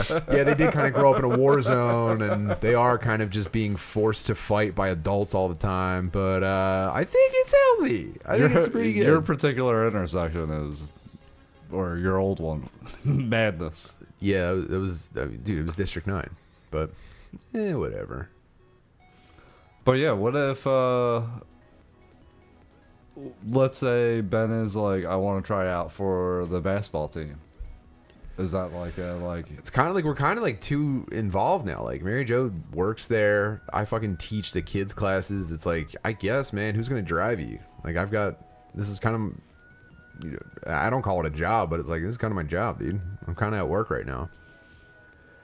Yeah. Yeah, Well, I don't know. I think about like, because me and my wife are looking to adopt, and I'm like, would it just be crazy to fucking Go to a playground and see who wants to be adopted? That'd be fine. Dude, they make it bizarrely hard. I wish it was like that. Maybe I will just steal one from like a third world country. But I don't know if I can just like take kids and be like, okay, we're training fighting now, because they're obviously going to be minority children. Yeah. And I don't think it's a good look to like take these kids then make them go fight. But it would be so hurtful if they weren't into what I was always doing. You know what I mean? Like, Yeah. because I see your setup, I was like, oh, that's so cool. And Yeah. I'm also like, I would be like, oh, you want to play tennis? Then I guess I'm a tennis dad, you know, like. Yeah. But part of me would be like crushed, you know what I mean, forever. So here I do have this kind of like sorted out in my mind, and it's like if you like think of it this way, we have no culture. We're poor white people from like a sub working class neighborhood. There's nothing to pass on. There's nothing like maybe, and this is even gone, but like maybe family parties at VFWs was the last like cultural thing that we had, and those are gone. Yeah, like we don't do that anymore. Specifically, yeah. We don't rent out like trashy party halls from like that are basically just neighborhood corner bars and throw like really terrible birthday parties. That was like the one, like, I don't even want to call it a tradition. It was like less than a tradition. We don't have any like characteristic like wedding rituals. We don't have any kind of like, I don't have a family business. We don't have really anything to pass on. However, I have this thing that I do. My wife jumped in without me asking her to, so now we do have a bit of a family culture. And so I have a desire and kind of a need to like ingrain them in it. Do you know what I mean? This is our family culture, is doing fucking gay ass martial arts and playing video games. Those are my if I didn't have a thing, if I was just go to work, come home, eat dinner and watch TV, I would be at the whim of whatever they took an interest in. Oh, you're on the swim team now? I guess we're driving to upstate New York every 3 months for some bullshit, you know? Unfortunately for them, we have a thing, we do it. And I think of, sometimes I think about Bam Margera's dad. Have you ever heard about like what Phil was like? Phil Margera was like when Bam was a kid? But I can make the assumption. So Bam was... I know... When Bam got into skateboarding, Phil dedicated his entire life to just like driving him around to skate shit. Yeah, I know skate like parents. Yeah. So, but that was because that was what he got into. And if any of my kids got that into something away from like what we already do, I'd be fine with it. However, they're kind of taking on the things that we do. And I'm sure if you presented my case to like a childless, obsessive Twitter person, they would be able to create a Twitter thread about like how this is actually child abuse. You know what I mean? Oh God. But to me, the way I'm doing it makes sense, and and I don't really get insecure about it at all. Mixed martial artist. Well, I see you guys do it, and I'm like, man, that's so fucking cool. That I hope that happens for me. But I'm like, odds are it won't. You know? Yeah. Butterly's having a midlife crisis at 38. I'm trying to. I haven't found one yet. Isn't that an appropriate age though? Yeah, this is when you're supposed to have a midlife crisis around this time, but I haven't figured out what it's going to be. I'm kind of still just doing all of my shit that I've always liked. And if anything, I'm doing less stuff that I don't like. Bam did 30 days in rehab. He's fine now. Yeah, and plus he's got a music career, dude. So kind of get off his dick is what I would say to myself. Yeah, Bam turned out actually the worst you could turn out. So I don't know about the Phil method. I don't know about the... you know what? For the first time in my life, I'm questioning the Margera parenting method. And it hurts me to say that. Well, there's also, and I'm sure you've seen this, there's also horrible jujitsu parents. Oh, I do. Yeah, absolutely. There's and I see it at my gym all the time. I know. I mean, there's horrible parents everywhere you look. Yeah. There's, dude. There's But I'm kind of digging what you're.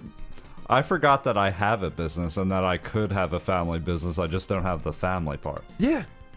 I forgot that whole thing.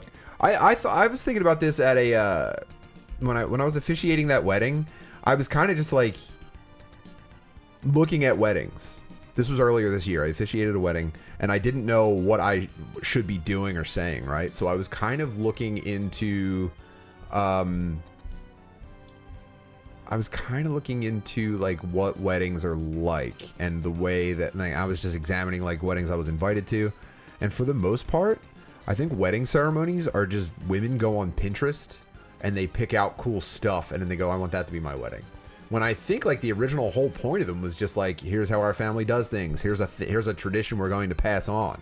And I think that it's a bummer that kind of stuff isn't passed. As a dedicated and serious family man, it kind of breaks my heart that there isn't like something like that to pass on, or at least I know I didn't receive it, and I'm around. I've observed a lot of people who have nothing like that to pass on, aside from like, you know, maybe a fucking shitty recipe that's already been copied a million times. You know?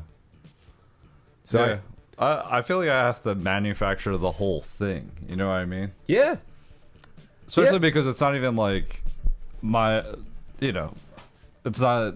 There's going to be no hereditary traits, you know? Yeah. So I have to, like, oversee and manufacture this bizarre family thing and literally create the traditions. Yeah. Yeah, and then you hope that and then I get overwhelmed and I'm like, oh, no. Yeah, most of my instructions to my kids is just like, yeah, you have to be into something and you have to, like, just have your own shit. See, that's all I care about. I'm like, just find something. Someone mentioned virtual Jeep customization. Not to change the subject, Ooh. but now that we're on the subject of like my potential midlife crisis, I think I want it to be a Jeep. Ooh, I don't know anything about Jeep years. Yeah, I've got a vehicle visualizer. What's a good year for Jeeps?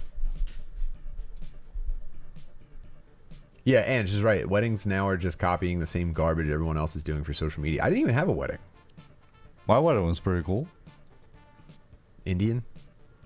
What? You were there. You were the witness at my wedding. Oh, yeah. It didn't even feel like a wedding. We went to a chapel. We went to a 1-minute chapel in motherfucking...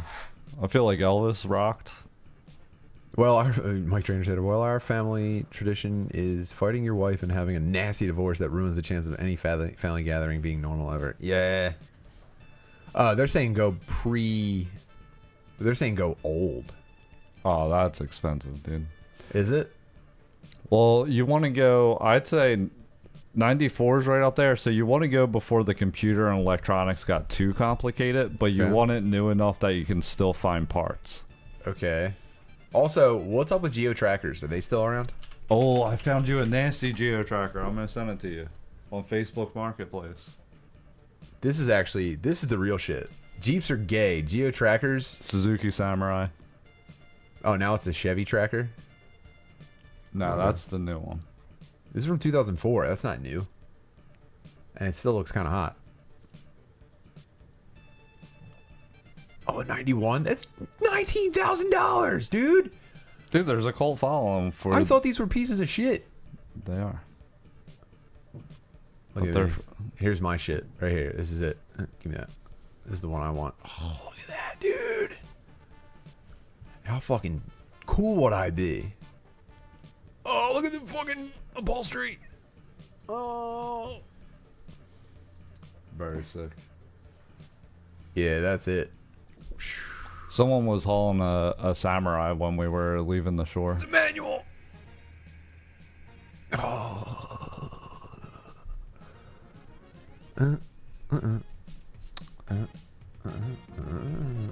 They have super Puerto Rican ones of these with the whole speakers are the back.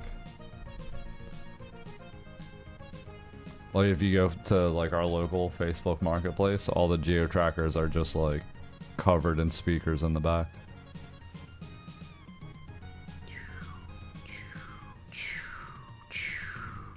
Very sick. Yeah.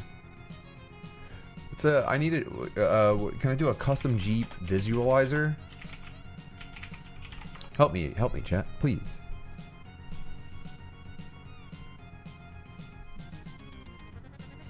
Are you 2-door, 4-door?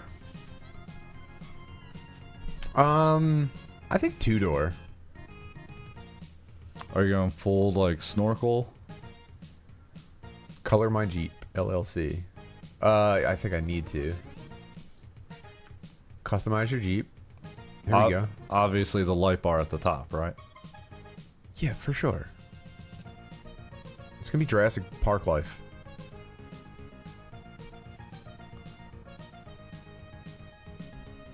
God damn it. It's probably, you know what? There's probably software out there for what I'm trying to do. I feel like there has to be.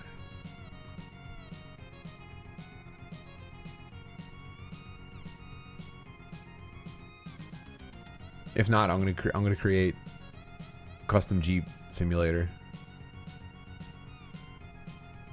Jeep India. No. All right. I'll figure it out.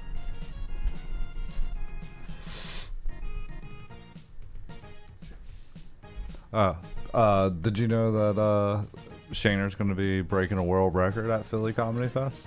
I'm pretty fucking pumped on it. What's the number he needs to break? He needs to just beat 100. He thinks he can do 200 ass slaps in 2 minutes. Is he just gonna line them up and? No, he hates that. He hates What? that. That's how the first one was done. He said it has to be extensions. Oh, so he can't just stick the arm out and?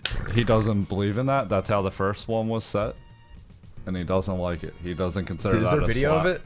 Yeah, it's Alana Glazer. That Broad City bitch.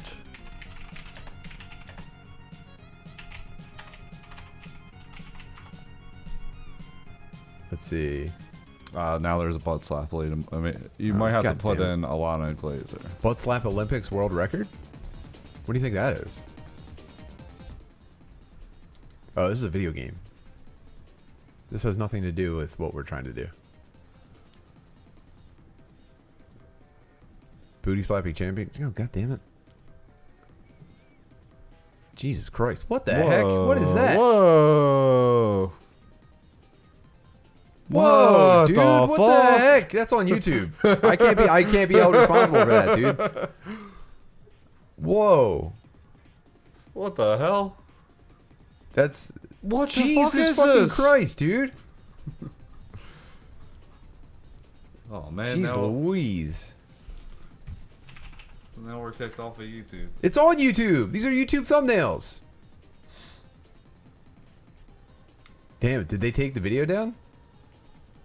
Well, now they have that like slap leak, so it's probably gonna be just saturate that. I think you have to go if you put in Alana Glazer. How do you spell that? Ilana? Glazer butt slap. Hopefully they don't show us any more fucking vaginas. Oh no, here's a minute of her stand-up. Oh, don't do that. Let's see if this is funny. I lived with my best friend Matt, who's a gay dude, for like 10 years before I moved in with my partner. And obviously it was perfect. And then when I moved in with my husband, I was like, is this even gonna be fun even? I felt so claustrophobic. I was like, and where am I supposed to cry? I was hiding in the bathroom like, no, I'm just taking a very long, very painful dump. Oh. And now I'm just, cleaning up the disastrous mess. I lived with my That's best awesome, friend dude. Matt, who's a gay dude, for like 10 years before That's I moved in fucking with my partner. cool.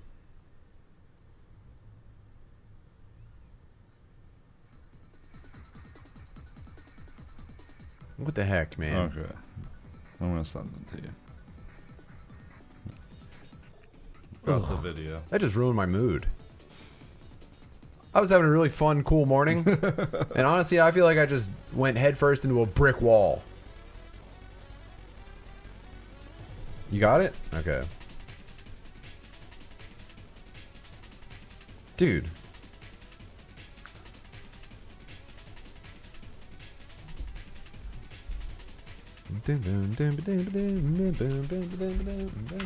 Also, Do-Rag and the Deer Tag getting hypnotized on stage. We're also bringing Tata in for that. Oh, yeah. I mean, I think they're going to turn Naeem gay. I said I'm going to try and... Because I know he would really lose his shit about that. What, so I'm trying to being make him turned gay? Chinese. No, I think you should really...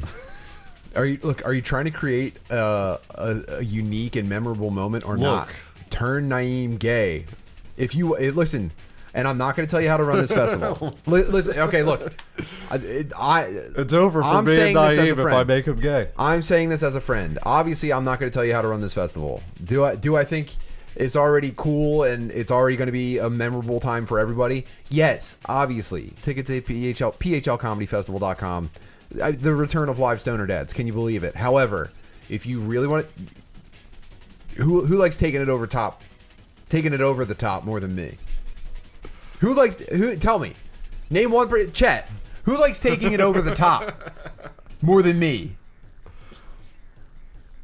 There's no one, dude. There's no one. Normal people look at a situation, they go, fun. I go, not enough. Every single time. And as an authority and as a friend, I'm telling you, you need to make this hypnotist turn Naeem gay.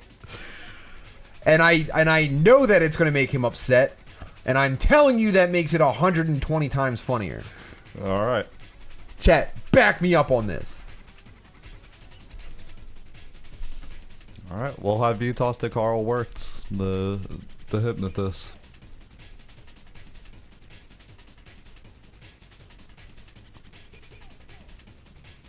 Make it funner. That's it. What's the Latin version of make it funner? Michael Trainer, good compromise, gay Chinese guy. I think he should be setting him up. We should be setting him up that it's going to be Chinese. Like, okay, the bit. Hey, listen, here's the bit. We're going to have this guy try to convince you that you're Chinese. But what we're really telling, we go back to the hypnotist and we go, he's totally on board. We want to see if you can make him gay. That's all. That's all. That's all, dude. And then if he freaks out, sorry, but that's super funny. And then it's like, dude, here's the two potential outcomes. We're sorry, but we knew you wouldn't actually turn gay. That's how much faith we have in you as a friend.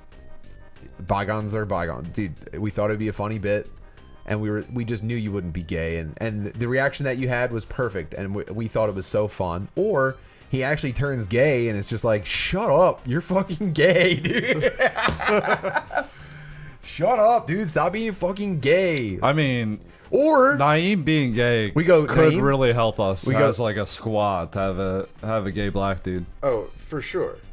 I tell him, hey, listen. You might get a TV show. We can cure it. You just need to calm down. You need to calm down and promise not to be mad at us. That's what I'm saying. Did you see how gay blind Mike was picking his nose and eating it in the background of you and Naeem Skank's episode? He probably didn't know it was his nose. Gay Naeem would be terrifying. Hypnosis won't work on Naeem. I think... Well... Dude, the guy is nervous about that. Now, this is very creepy. He was like... to make sure that someone goes under, I would have women on stage. Like because the women will definitely get hypnotized, or because men were more hypnotizable with women around? No, because he can at least he was like, I can put any girl in a trance like that. Their tiny brains just get confused real quick. How hard do you think it is to learn how to hypnotize? Because that's the thing. You I'm think either you gonna, can get- I'm you either think gonna you learn can how to do it? weld or I'm gonna become a hypnotist or a baker. Sissy hypno Naeem, dude. Yo, what if we turned Naeem gay for 1 year and then turned it off? Just as a social experiment, we document the Dude. entire thing. We could go to Cannes Film We Festival. could no, we couldn't ever We turn win it the off. Palme d'Or. We couldn't ever turn it off. Why not? Because he's so anti-gay, he'd kill himself when he wasn't gay anymore. For all the gay stuff that he did. I think he would be like coming out of a coma and he'd say, you know, being gay is gay. No, we gotta do it. And again, I'm not gonna tell you how to do anything. I'm not gonna make your decisions for you. I'm saying you should make Naeem gay. I mean, it's documented that this was your idea. It's first of all protected by the First Amendment. I'm just saying, I'm just talking, and I'm within my legal right. I'm not committing a crime. I'm not being detained. Talking about this is gay. It's like, all right, well, that's a risk I'm willing to take, dude, to get this job, to get what I want. That's the difference between me and you, Ben Green. Hell yeah, Pirates of the Dark Water was legit. It is a sick video game. Even if you don't like the cartoon. Is that what this song's from? No, it's from No. Lufia too. I mean, I'm about to fire it up. Is this so? This is the world record that Yeah. Shayner's about to try to break. Slap the most asses, your asses, in 2 minutes. All right, Alana, are you ready? Here we go. Here we go. This is going to be the most butt slaps in 2 minutes. Ilana Glazer. 3, 2, 1. 1, 2, 3, 4, Oh, she's getting. 7, 8, 9, 10, She's going to them. 11, 12, 13, 14, 15, 16, 17, 18, 19, 20, sir. Thank you. 3. Love it. Thank you so much. 1, 2, 3. Thank you. Thank you so much. I really appreciate this. You have no idea. Now imagine this is make a completely big joke. organized. This is Two, really based two on lines, feminism. you know. Yeah, this is all this is little bit doing of is making planning. me think about how bad girls are at stuff. Yeah. Oh, This is a world record attempt by someone who's never played Metal Gear Solid. this guy and this guy. Yeah, no forethought, no strategy. And to be honest, dude, not thrilled with the documentation. Okay, now down to these people. Yeah, just one camera in the background. I'm doing a trailing shot, you know. I want to be able to send this to Guinness. I want, first of all, I'd have every dude. What I would have is every dude stacked or attendee. I know it's not gonna be just dudes. I would have I'm them looking at tickets. I would. All right, I would have every dude standing in rows, facing in opposite directions, and I would run down the aisle, cranking these fucking cheeks. And then what you could do is have every dude pull their pants down and show the welt, and that would be the official proof. We're thinking about doing it. 30 seconds. So you know you're familiar with the layout. So all the way through the back, lining them, you know, Like a facing dominoes? out. And then he's gonna go out, and then onto the street, around the one door, back in, and then so it'll complete a perfect loop with 200 people standing on either side, ass towards Shayner. Okay. 5, 4, Yeah. 3, 2. Yeah, this is a dog shit effort, if you're asking me, and this is Yeah. she deserves to have this record taken from her. And did it really happen? It's so poorly documented. Yeah. I'm like, I don't know if she was slapping asses. And this is on recordsetter.com. Yeah. On his butt, so we're gonna deduct. Okay, so -1. Please try to get these motherfuckers out here. No. An even 100 butt slaps. Bullshit. 100 butt slaps in 2 minutes. Sorry. It's over for you. Oh yeah, Shayner's ruining that. Yeah, no yeah. Not even close. How many assholes can Shayner lick in 2 minutes? Gross. I mean, he could definitely set that record. Dude, Krakamiko's now performing. That's nuts. Damn. I mean, it's about to be set off, you know? Think I were able to get him in town. And we're playing a really fun opening ceremony. Are we recording a field trip in with Crack when he's in town? Was that the plan? Are we able to? He's here for a while, so Yeah. What I want to do is I want to get an episode recorded and in the can. And then we can put that out after the Preble Frog pull. Yeah, let's get that done. Fuck. that might be season 2. We have so much fucking work to do. Yeah. We have so much fucking work, and I don't want to complain. I'm not complaining. I just want to constantly remind people about it. I just want to constantly remind people about how much stuff is going on. Sounds cool. Well, I want to see this Pirates game. Go ahead. The Patreon bros are gonna get the Under the Boardwalk cast this week, but we do have to entertain other ideas for the stream on Thursday. Oh yeah. I mean, Mind Trap was such a success with goddamn Lemaire and Jibs. Yeah, I was really pleased with that. Obviously, the Painted one was sick. Yeah, I mean, look, Rob said something about trying to make this available online. Any news?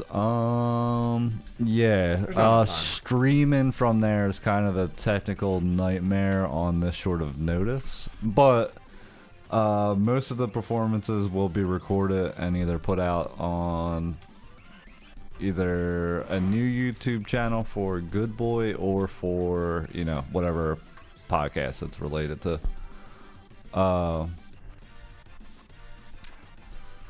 What else? Oh, fucking finally, T-Swab will definitely be there, the super ultimate audio visual experience.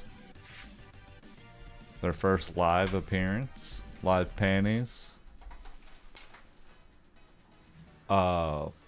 Lemaire's bringing back Feud. I don't know if anyone in the chat remembers Feud.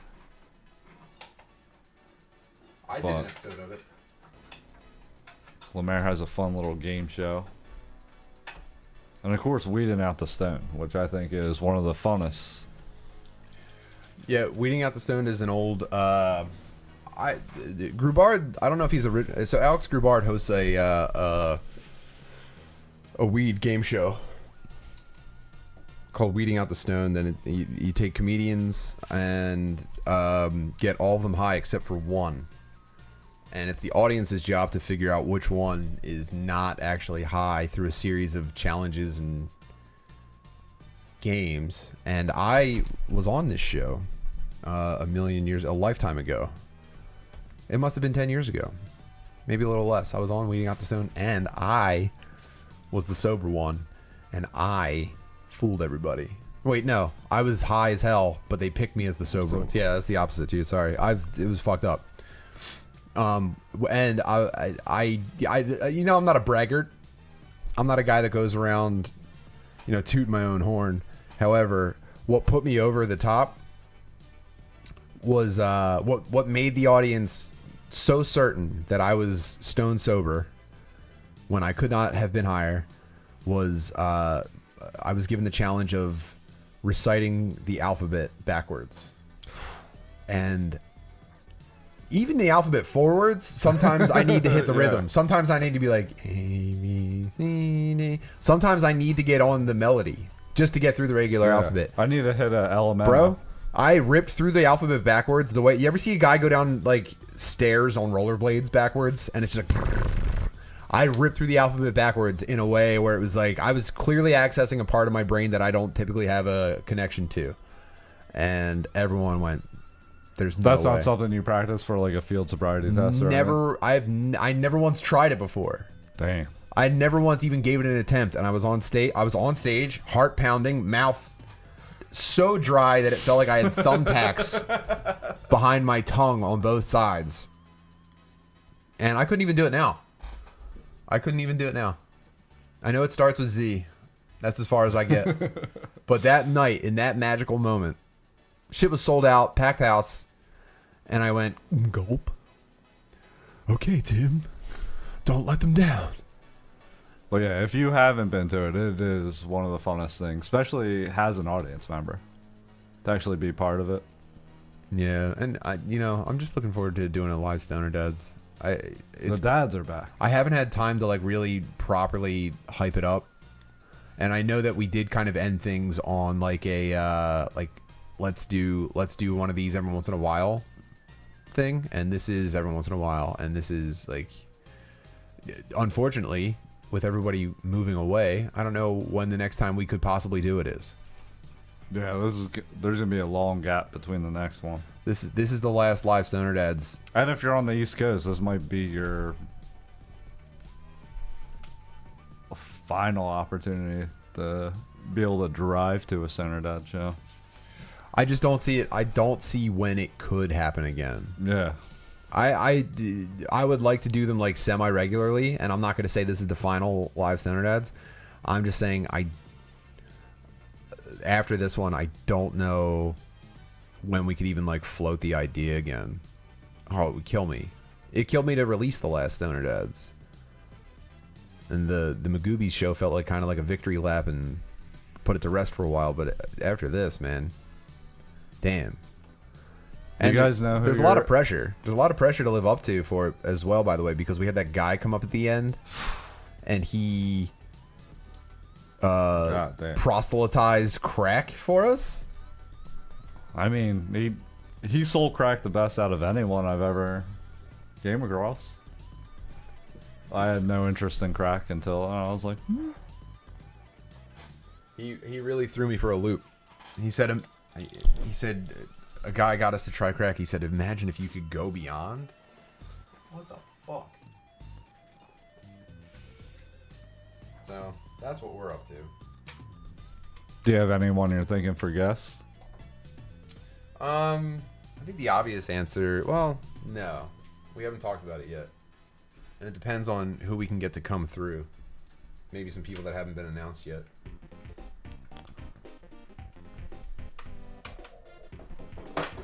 But whatever the case, I mean, it's people gonna be a fun typically collab. demand David James, who will be there, so we'll stop by. Yeah, I think he's that's- gonna do two off the top. I'm pumped for him to be on that.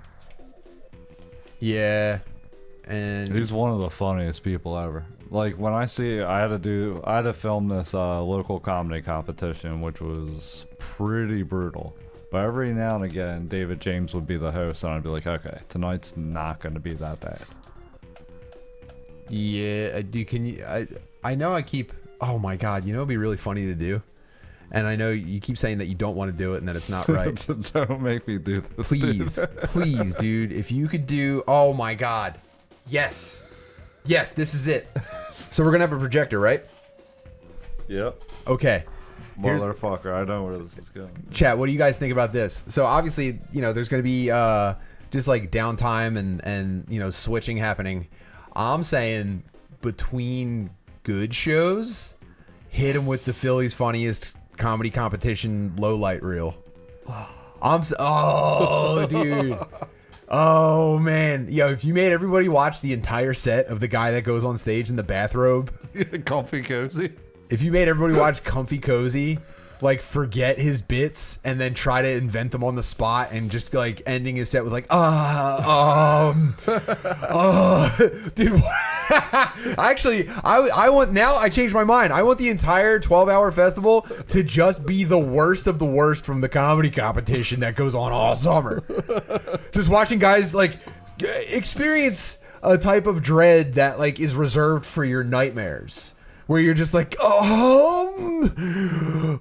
was so much funnier when I thought of it before. I can't believe I didn't practice it. And then what, dude? And then the next level of that is bailing on the idea that they had, and then going, okay, I'll just riff a little bit and come up with something. And they go, yeah. And then it's funny because because I was telling her, I was saying to her, she from what I was saying before, she doesn't like it when I like when I'm like beg for blowjobs. So what well, that's what I told her. I was I said I'm out of time, guys, thank you very much. I'm fucking and then they give a stage name, and the 14 coworkers that they brought with them are all just like Was he doing that on purpose? Was that like a character he was doing? Was that a bit? I think I told you about the one dude that came out. I guess he's real into like that edgelord kind of comedy, and he came out and just made racist statements and with no joke, to the point that David James came back out and was like, you know, they're trying comedy. Dude, please. And you have all of these recorded? You've got the entire contest recorded. Were you making notes about which dudes sucked the worst? No. Well, there's certain names that I'll just like recognize that I'm like, oh god. Dude, put together the reel. I'm telling you. Here's the thing. I tell people all the time I don't get out to comedy shows much anymore. And every comic has a thing where they watch someone that's really good and they go, oh, I suck. That's part of it. But what really stops me from going out to comedy shows is watching someone just, I mean, scooping handfuls of their own dick into their mouth on stage, and it kills me. I'm squealing laughing over dudes just floundering on stage, just flopping, begging to be put back in the water because they're being deprived of oxygen. Just, oh my god! Oh man, it's true. They do walk like that. Oh man. Yeah, that's my shit. All right. At 1,000 patrons on Field Tripping, I give the boys. Dude, if give you an hour-long show. I'm demanding it. Actually, I'm out. I'm out of the festival if I don't get the low light reel. I'll stand on stage for the entire thing. I'll be on. That's my show. My show. Look, I'm doing my own show at the Philly Comedy Festival. It's 1 hour with Tim Butterly, and we are only watching the worst of the worst of Philly's funniest. That's a guarantee. All right. That's a guarantee. September 3rd. Tim said it. Don't. And no one tell anyone, dude. Tell everybody, dude. No, I need the job. No, you don't. Actually, my goal is not to have to do this next year. So you're right. I might as well burn this bridge. Yeah, fuck that. All right, let's see what Pirates of the Dark Waters really like. And you have no context of like the cartoon. I don't know the show. I don't know the video game. Mike Trainer said he would actually watch it all and put it together for us. Come on, man. Come the fuck on, dude. All right, I'll give Trainer access to the folders. Oh, please, man. Am I allowed to laugh if I don't do stand-up? Well, here's the thing. I don't do stand-up. It's kind of counterintuitive. Well, it's counterintuitive because you're technically just audience. And this isn't how I feel. I'm saying you're just audience. And if you're laughing at this shit, then that makes it technically good. Okay? Mm-hmm. Me laughing at it, one of the 1,000 worldwide elite, one of the 1K grand comedians worldwide, me laughing at it, that's like a thing. You laughing at it, now it's just funny. Do you understand? It's an important distinction to make. But I think if I'm there presenting it to you guys, then I think that kind of that irons that all out. It's no big deal. You know? Sorry to get too serious about the craft on you guys. Rex and his crew, Ayaz, the hardened ex-pirate, and Tula, the adventure-seeking heroine. Why do they look like stickers in their own video game? I don't know, because the cartoon itself was drawn greatly. Pirate Lord Bloth and his army of ruthless pirates also seek the treasures of Rule. Bloth. Oh, yeah. Is it Bloth or Bloth? There he is. There's the boy. Yeah, he's a motherfucker. Look, you have to fight with a broken sword. That's his weapon. Yeah, you know what really fucking sucks, though, is that when you watch these, like, horrific depictions of, like, bad guys like that, you have to account for, like, in cartoon world, he's scary and he's mean. In real life, he would just be raping everybody. That's what really fucks me up about old kids' cartoons. Those are like pirates overall. Scary, mean guys in cartoons used to be so scary. But in Japan, those same characters were also just raping everyone they found. Like in Fist of the North Star. Oh, this is beautifully animated. Look at this. Dude, it's a great game. Game level normal. Players hit off. That's friendly fire. Oh, it's 2 players. Grab the other controller. Where is it? It's on the couch. Should be on the couch. I hope I didn't leave it upstairs. On the left here. Should look like a Super Nintendo controller. Fuck. Did I forget it? That's alright. We're just gonna sample it anyway. I'll be the judge of if this is cool or not. Ooh. Yeah.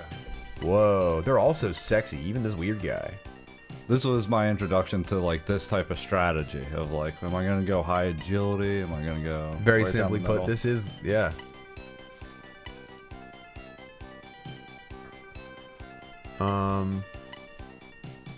I think I'm high strength, low agility myself.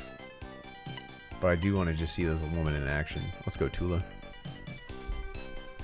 Everyone's vouching for this.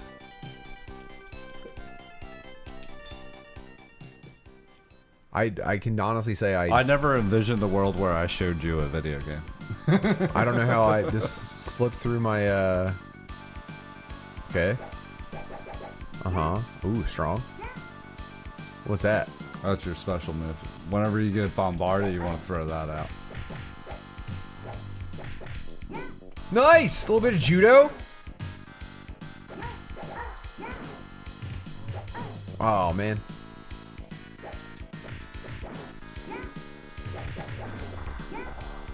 Alright. And that's what's cool about picking your characters.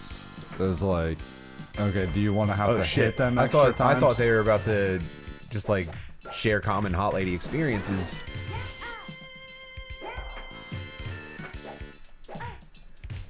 Look at that guy's muscly ass back.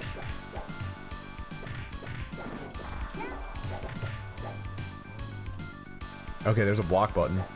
I didn't realize. Ooh, Tattoo Man goes down. Dick Rider. Get the fuck out of here. So are these aliens or monsters? Those are just bad guys. They're dudes. But look at them. They're just dudes? Mm-hmm. I thought these were like horrific monster mans. The world's like kind of weird. So you're a pirate, but it's like the crossover of like prehistoric times. Like you see what they're riding in the background. So this is not Earth. And is this a dude's fantasy world. awesome. There's like a monkey parrot thing. He just dropped me off some stuff. Yeah. Sickle Man. He was actually one of my favorite toys as a kid, my action figures. I like this big fat guy. I really like the highlights on this guy's fat belly and tits. The whole budget was spent on making this guy look like a shiny fat bitch. Dude, look how much care went into this big pitted freak. Whoa, man. Do you get to ride any creatures? Mm-hmm. Really? Yep. There's a Power Rangers game that was similar to this. Yeah. I'm gonna have to jump over something. Right? Nah, you're falling. Oh! This is a nightmare. Not that bad. But there's another one where it's constantly falling and you have to hit the block button and like time everything out. Oh, fuck. That little guy just jumped on my face and shoved his meat in my mouth.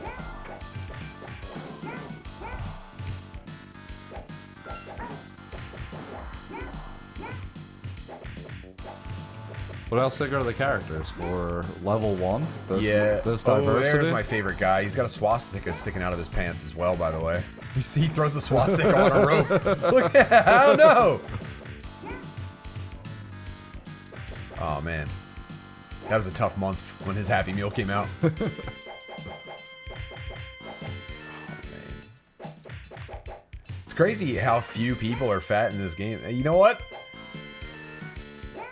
I wonder, when are the percentage of like fat people in video games going to catch up to how many fat people you see in real life? Like when we were at the beach, like how many people just look chronically ill the whole time? Oh, dude, that was bad. Oh, god damn it. Yeah. I really fell for it, didn't I? I don't want to ruin the podcast, but What? We saw one of the funniest interactions between a mother and son take place. Oh huh? yeah. Oh god, dude. That almost didn't seem real. Close your eyes. Yeah, no, save that. Oh man, that was killing me all Fuck day. out of here. But yeah, so like now they make like every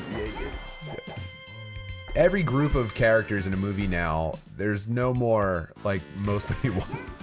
I don't know how to describe this in a good way, but now it's like unrealistically diverse.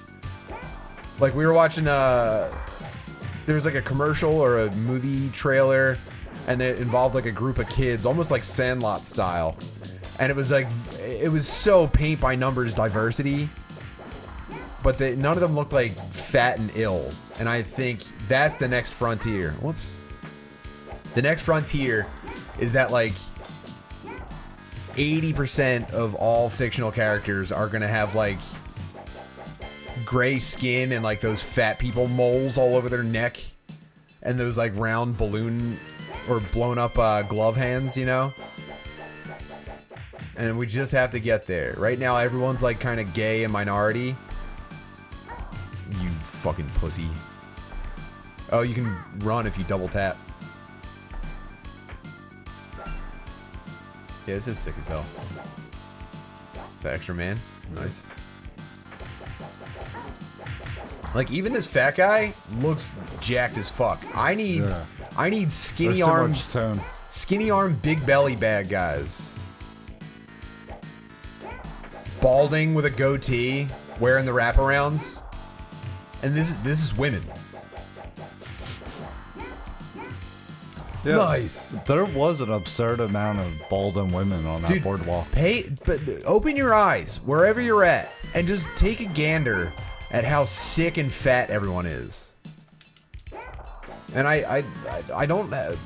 Maybe there's a nice way to put it, but I don't really care.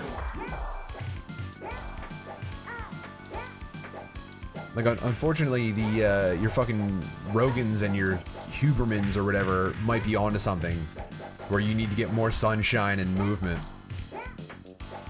or you're going to fucking die. You're gonna die weird, and you're gonna wish you were dead the whole time leading up to it. Nice.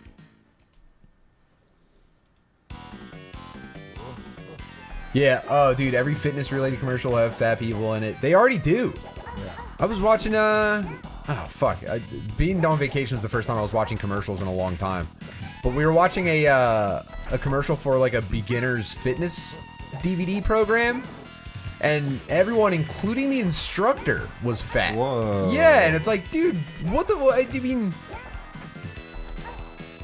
I've followed video exercise programs in the past, and did you ever complete it? Yeah, I did. Insanity with Sean T. Me too. I still do the ab workout. Yeah, it's good stuff. I actually unironically recommend it.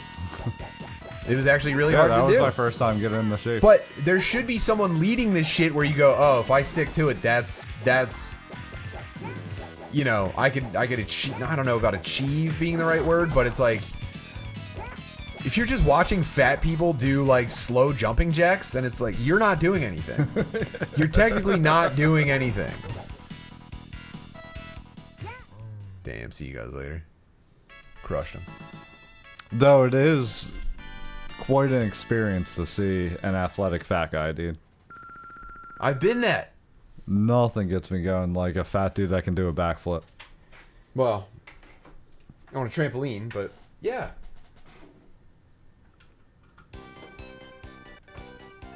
Oh, here you go. Here's player 2. I'm gonna have to start the level. Oh wait, did I just go to the same level? I hope I didn't. Atani Palace. Oh no, we're good. Press start. And then select your guy.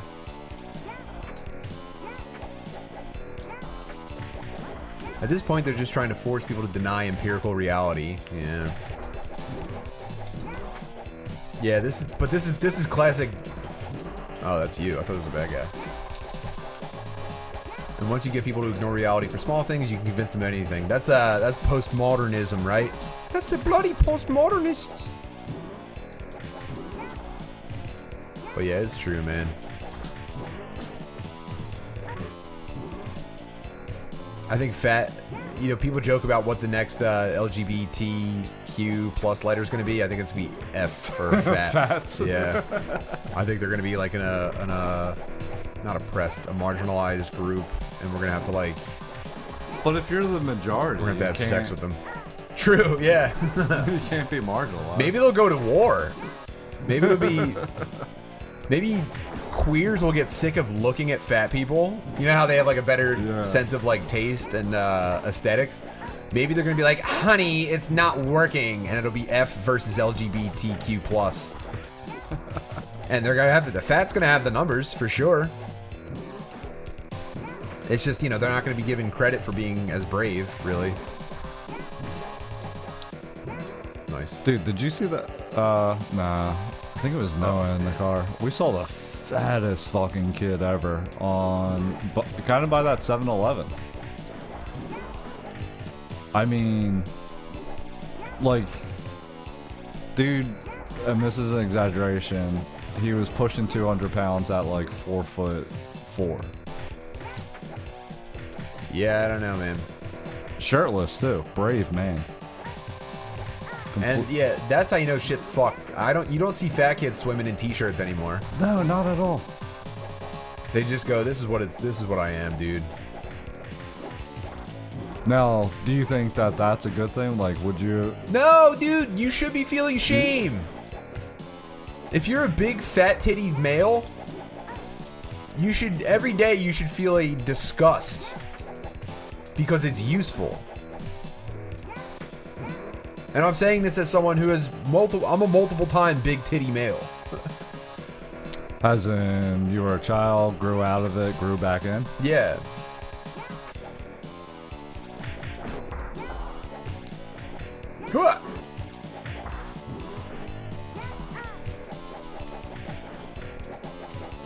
Was fat rare in your family? Because like your family is not really built for fat. No. Like neither of your parents were. I was like, fat, and that was it.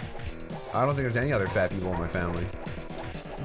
My sister was never fat except for recently, but she was pregnant, so I'm not gonna like give her a hard time about it. What's your special move? This. Spin? I guess that's okay. Ooh, slut. That's me.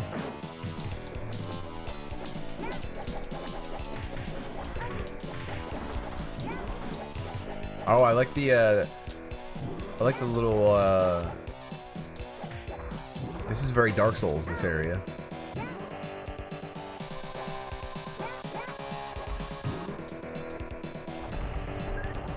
Thank you for letting me take that power up.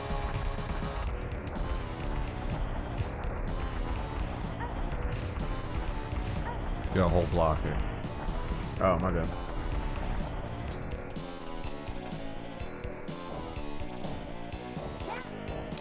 Dude, it's crazy. Even the athletes were fat. There was like that baseball league going on.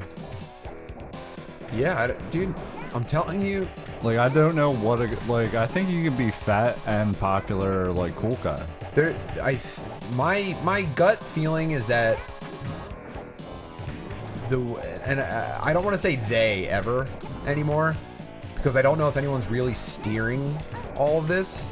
I think it's kind of like just we're on a path where this stuff kind of perpetuates itself because everyone's getting kind of the same like chemical fix from all of like the developments, you know what I mean? Like maybe it's the people who are like kind of in control of our diets and environments. But the cycle that we're kind of in right now is like not being fat, not being seriously fucking disgusting to look at is going to be equated with kind of being an oppressor of some sort. Like being like kind of able-bodied with no like chronic illness it's gonna kind of be like being like a British imperial toward the end of the occupation of India. And fat people are gonna start just like throwing rocks at us and shit. Yeah. God, good Lord, please let me be wrong. How do you think that they're gonna overthrow their oppressors? I think they're just gonna be like dousing us with saturated fats as we like drive around in like non-fat patrol vehicles. Like they're gonna see a uniformed not fat fuck, and they're gonna start like they're gonna throw like a bottle of petrol. They're gonna start lighting our cars on fire. And God, please let me be wrong, dude. There's nothing I want more. For some reason, I was thinking of like tar and feather in someone, but it's like they're gonna it's like the flour egg and wash flour. Yeah, dude. Yo, look at nationwide. How many different businesses are competing in like this weird chicken sandwich competition? That is true. And eventually, it's just gonna be like they're gonna start chicken sandwiching us for not having like a psychotic triglyceride count. They're gonna be battering us and putting us on sandwiches so that fat people could just slather us in creamy sauce and go, I actually like a different one better. Man, this one's pretty good, but it's pretty good. But I like the Raising Cane's fried, dude. And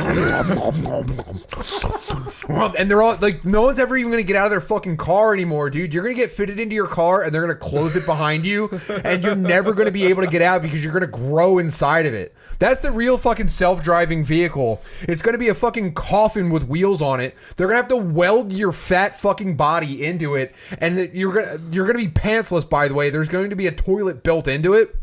They put you into it one time. You're going to work from it, barely. You're going to sleep in it. You're not even going to have sex anymore. You're going to be artificially inseminating other fat fucks in a collection system that goes directly into the iPad in the dashboard or whatever. And you're going to all you're going to do, the only work is going to be just going on to Yelp and going, I just tried the new fried dude. You're eating the last of my skull that you can see just battered and fried between two buns. And I gotta say, this is honestly 4 out of 10. And then other people are going to be commenting and dropping hearts, and you're going to be face first into whatever replaces TikTok. You're going to be on a constant live, and you're just going to be eating the last of the not fat shits, and arguing about which one tastes the nicest. And then that's it. And then eventually you just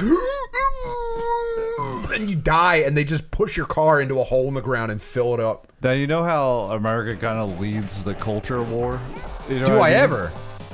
Do you think like in Korea they're like, because they're pretty good at like catching up pretty fast. They're creating smart fat people. Yeah, do you think that there's like... They're going to automate fat fucks? Yeah, they're like already pumping children. They're like, you'd be a good fat, you'd be a good Yeah, they fat. already have fat robots in Korea. They've already automated being a fat fucking loser. We're never going to keep up with Korea. But as long as their interests line up with ours, it's fine by me, man. You still have human fat friends? I've got a Sanyo. I've got Motorola. I've got a Sanyo fat fuck friend who's slowly eating himself to death. Posting about how he fucking wishes he could kill himself on Facebook, and then people go, hey man, you good? Yeah, dude, just going through some stuff.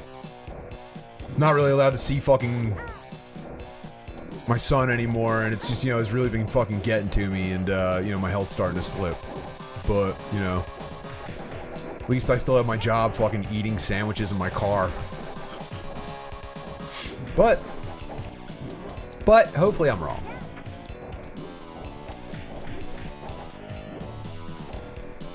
I wonder how many people are already just fucking jerking off in their cars. How many people already can't bother waiting to get home, and they're like, I'm just gonna beat off now, dude. You mean Drew Montana? Is that him? Yeah, he was telling us the other day that he was coming back from New York and was like, I just got a rip one. And was... It's over, dude. The human experiment was beautiful. And, it was great. It was great that in the infinite expanse of the universe, it was cool that humans were the ones that kind of like assigned a little bit of meaning to all of the random chaos, and honestly, it had to end sometime. You know, it actually made me jealous because for 10,000 years, the smallest possible sliver of the universe made a little bit of sense, and maybe it was just us imagining sense, but it's over, dude. This little fat guy with a metal peg leg is here to make us jerk off and eat chicken sandwiches made out of people in our cars. I've never taken advantage of having my first automatic car. Like, I could never get roadhead, you know? You just reach over. You're just elbowing her in the back of the neck the whole time. My bad. Hold on, my bad. She's getting yanked by the gear switching.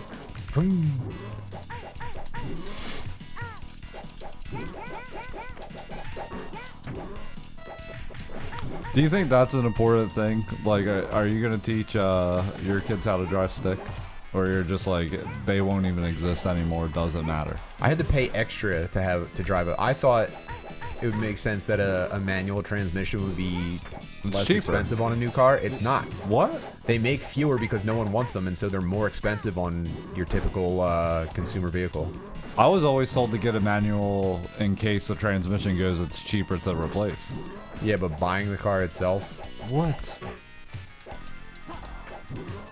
It was a more expensive option.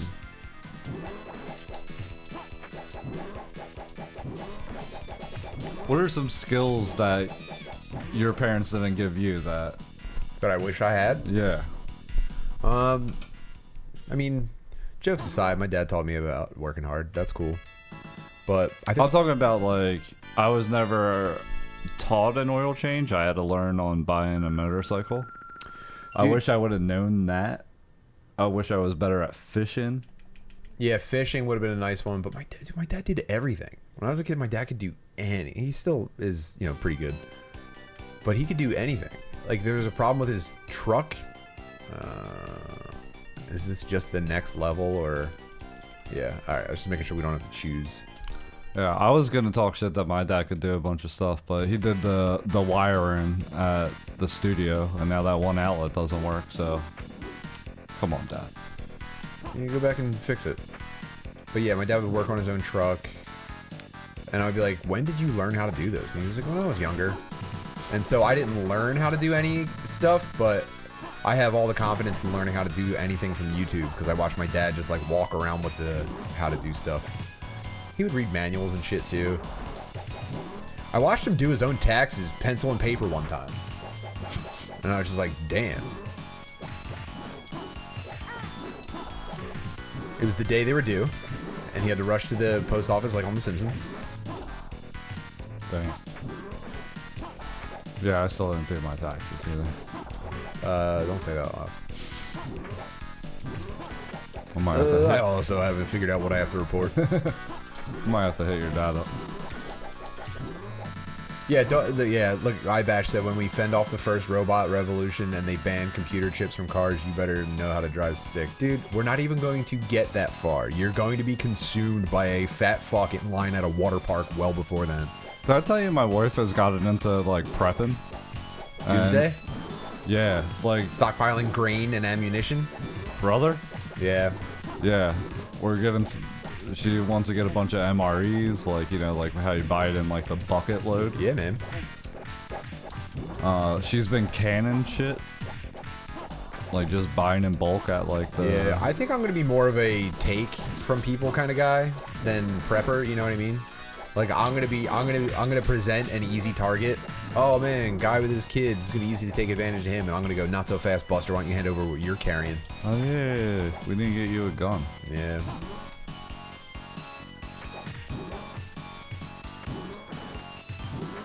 I didn't get a gun.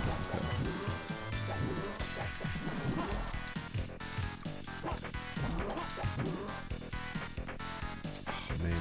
I gotta tell this story on Dad Meet this week, but when we were flying back from Tampa, I farted in first class, and it was the most disruptive behavior I've ever... Did someone acknowledge it? Dude, Because that's tough. I don't want to tell the story twice, Okay. but I will say that I mean, Were you next to Matt? Yeah. And farting in first class is when you find out who your real homies are. And he paid for my ticket too, so I think I created another issue. Maybe I should apologize to him. Oh man, I might have to. Damn, this is the perfect sleepover game. Yeah. You're just making like racist jokes and like kind of paying attention while you punch. You got sluts. Punch her. I'll swing first. Also, the rate at which like women are getting socked in internet fight videos is that's accelerating faster than climate change. I think by the time the Earth is hot enough to be a threat, I think women are going to be too concussed to even give a fuck.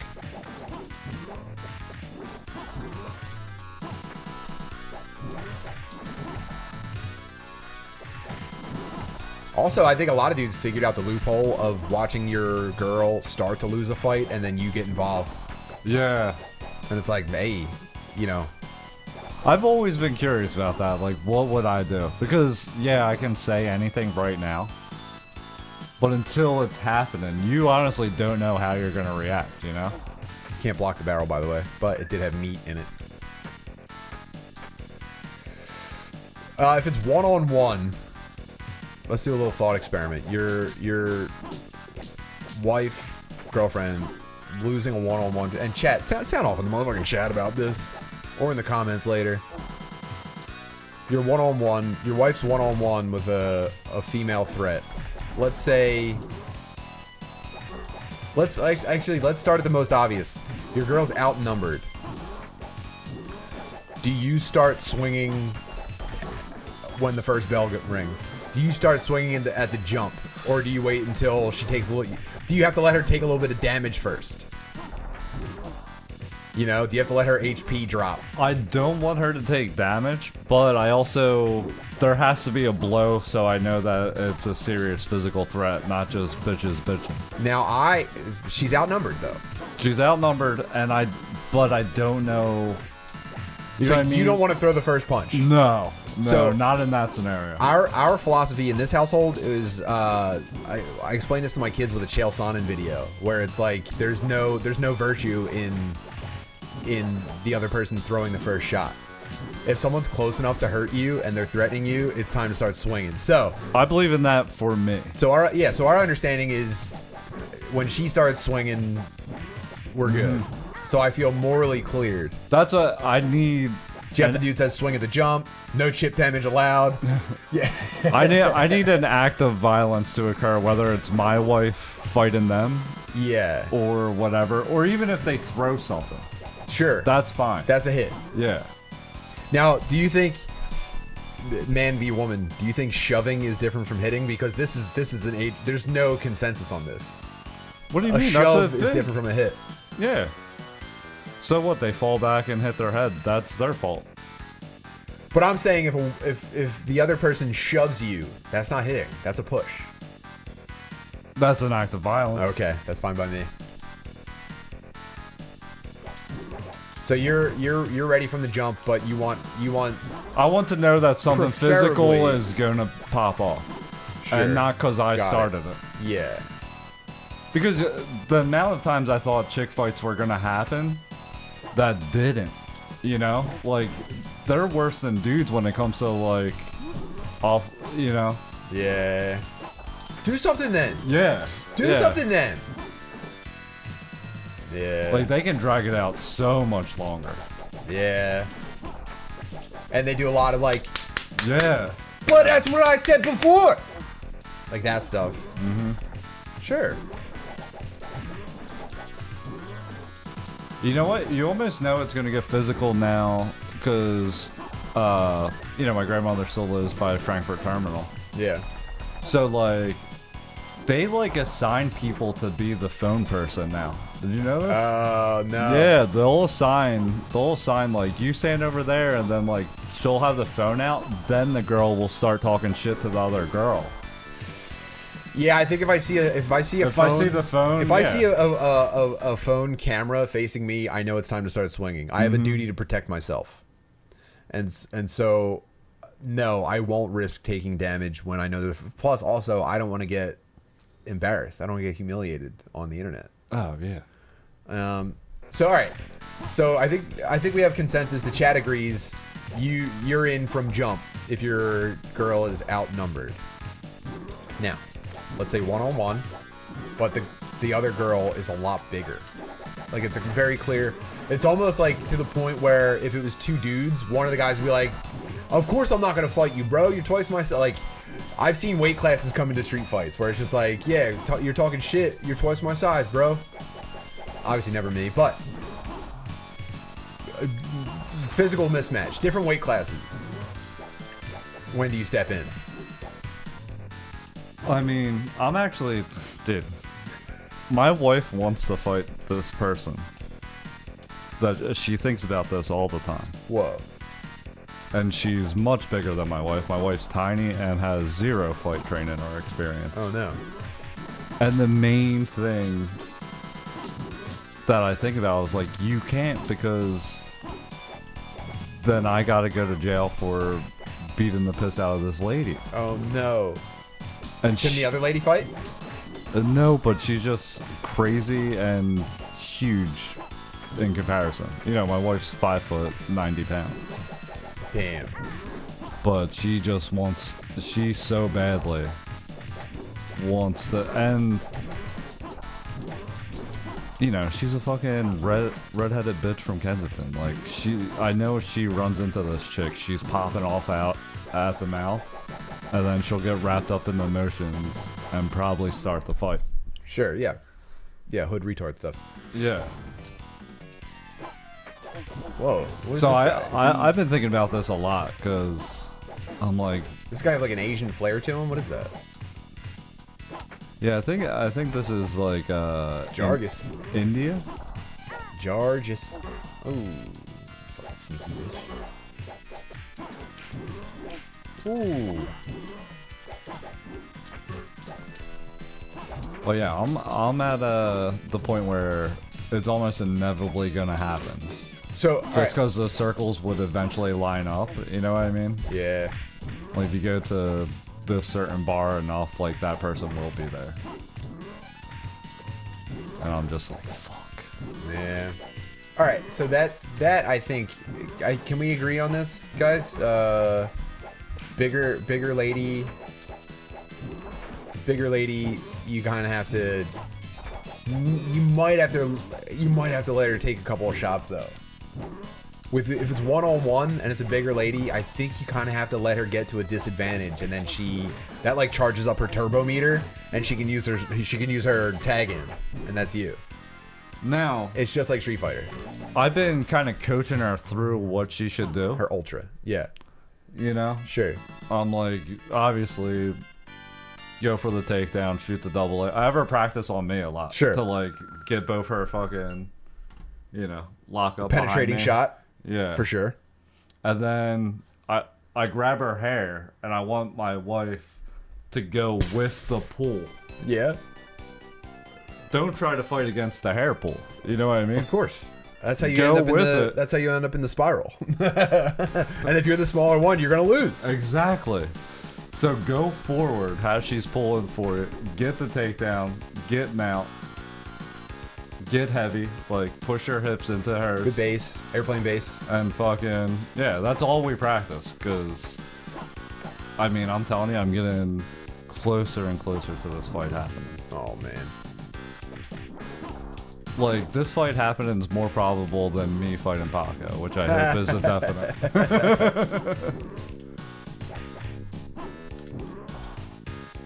So you got. But if she starts winning, what do I do? I mean, you cheer. You go, hell yeah, beat her ass. No, I'm talking about my wife losing. Like, if the other chick is like, I don't know. I think instinctively I want to protect my wife. And I also don't like this person. From what I'm seeing in the internet videos and stuff like that, I'll go full screen for this. From what I'm seeing is your girl ends up, your wife, your girlfriend, she ends up on the bottom, and the other girl's kind of just doing this like. That's how girl fights end. It doesn't matter how big they are. They get on the ground and they're holding like a little bit of hair and they're going. And then the girl on the bottom just like, fucking stop! Like, that's it. But now I'm seeing dudes, when they get to that point, and the big girl on top's doing the little... The dudes are just... I mean, sure you can... Like, uppercutting the fuck out of bitches, basically. And so that's to me, that's the threshold. She ends up on the bottom under a bigger girl who's got the hair lock and is doing the Polly Pocket punches, you know? I'm saying at that point, it's shovels. Now, do we know how? But Chad, is that waiting too long? Also, how does this end up in court? Does anyone know? Like, if you're defending your wife from getting her ass beat, is that like? Will people see it as like, he's protecting his property? That's bad support. Big women's kryptonite is the floor as long as you can trip a heavy. She's like a turtle. They're back on the floor. Also, dream scenario with the chick my wife wants to fight is that the boyfriend gets tough, but I think we win by him cowering after I smack her. Oh, no. I smack his girlfriend, and he does nothing because he's a bitch. No, man. Well, that's how it plays in my head. Sure. Well, that's the... But then that's also saying in my head that my wife ends up losing. I hope not, but we've been working on things. It also does depend on who initiated the fight, but we're assuming that no, my wife's going for it. I kind of don't care. Yeah, I don't kind of... My wife's going for it. If my wife's initiating a fight... She's in the wrong right from the beginning. If MJ initiates a fight, it was justified. I know that much. Now... So, all right, so that, I guess that's the threshold there. Now, one-on-one. Your wife physically evenly matched with someone. I don't know about fighting experience. It's impossible to predict in the street. One-on-one. Do you ever get involved? She's losing. She's losing a fight. Is there any circumstance where you're like... I just don't know if I could watch her take an L. That's what I'm... Maybe this is where I fail. Maybe I'm supposed to watch her take an L, but I know that if she's losing and taking punishment, I think I go, well, I could just end this. I think I break it up really roughly. Like, I flirt the line. Ooh. You know? Like borderline sexual assault. Like you grab the other girl, you oil check the other girl. I was thinking I remove her by her hair.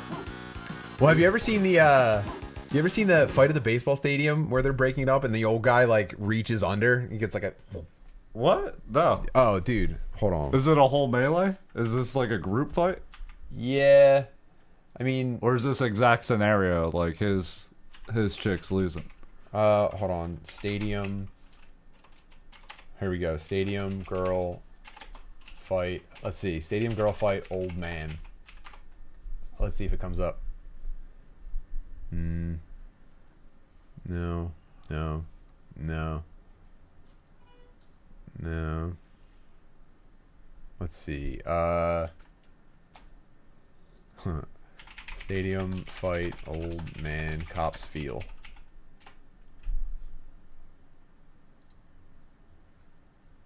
Yo. This is not good. What the hell? I don't even know if this is the one I was talking about.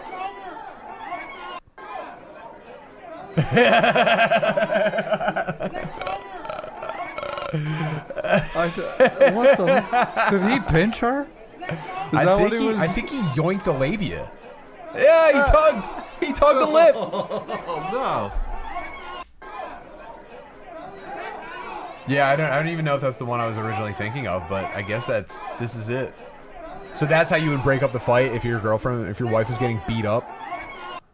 I mean, now it's in my head.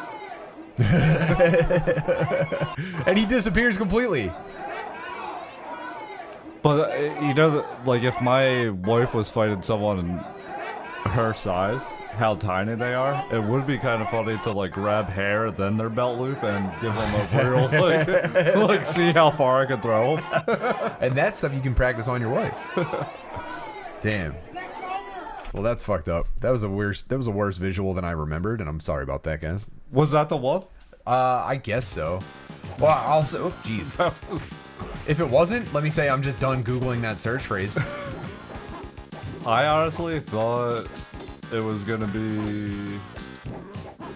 I was not expecting the tongue, dude. Yeah, that was too much. And she probably didn't even notice. He was like a pickpocket. That's how pickpockets work.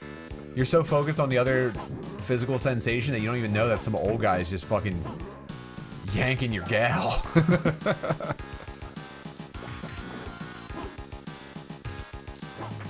I wonder how many levels this is. Have you been presented almost, like, have you come close to this opportunity presenting itself? Yeah, when I was at that, remember when we did that, that dad meet and I was dressed like Beetlejuice? Yeah. That was the week that we went to that show in Brooklyn. Oh, and these shit. ignorant sluts were giving MJ a hard time, and she tried to fight two at once. And they backed down, and they were both bigger than her. So that was it. That would have been that would have been grown-up Discovery Zone. I would have been in a bounce house just beating the fuck out of them. but you know. Yeah, my girls never got into it with a lady. And she kind of like won like altercation with like a dude.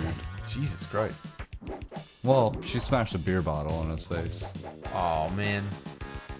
It was at the 700 Club. She caught him stealing tips from the bar. Like he took the 20 underneath. You know how like you pay and then leave. She caught him, and he was like denying it. And then he was like, "Shut the fuck up," and then called her a name and told her to get the fuck out. And she just chucked, and she can't even throw that well. This was like the best throw she's ever made. What a loser. Smashes him in the face, blood instantly. Like his nose leaked. Yeah, that seems like a possible criminal charge. For stealing. Yeah, he shouldn't be stealing. True.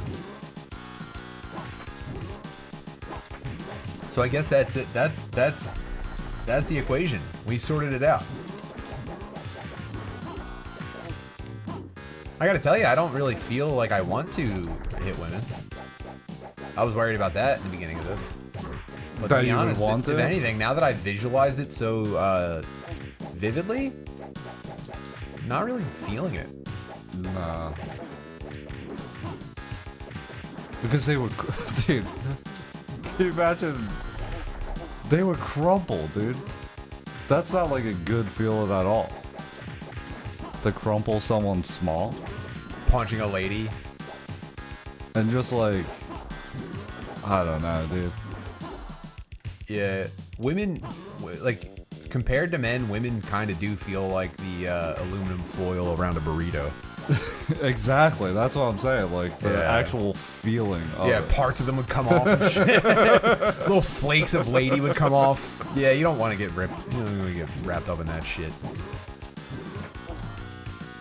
But yeah, come to Philly Fest. Maybe my wife's nemesis will show up and you'll get to see it firsthand, guys. And at the very least, we're gonna turn Naeem gay. Yeah, Naeem will be gay. He'll be a gay Chinese man. Damn. Maybe I put together a compilation of the worst comedy that I've had to sit through over the past two summers. I'm telling you, that alone. That alone. Maybe we have a panel review it. I don't know. Oh, dude. Oh, dude. Oh, man. There we go. There we fucking go. Oh, come on, man. Let me and Naeem do it. Let me and Naeem review. Let me and Naeem review the worst footage from Philly's Funniest this year. All right. And it's not even that thing about me, but I do think and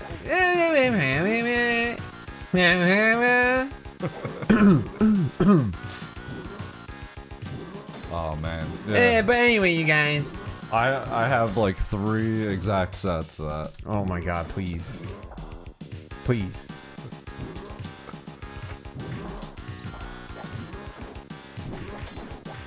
Yeah.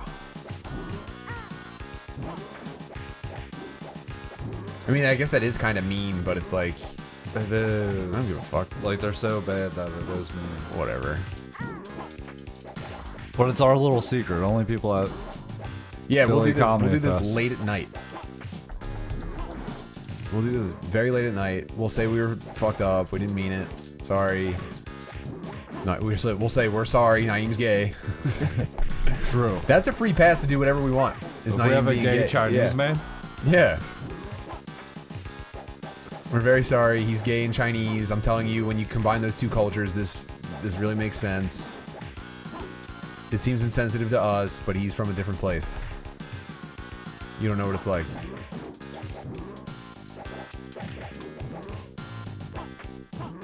Nice.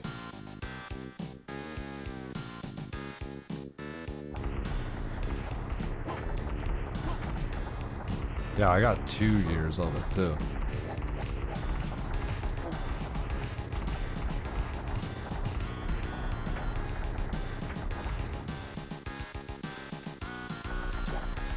God damn.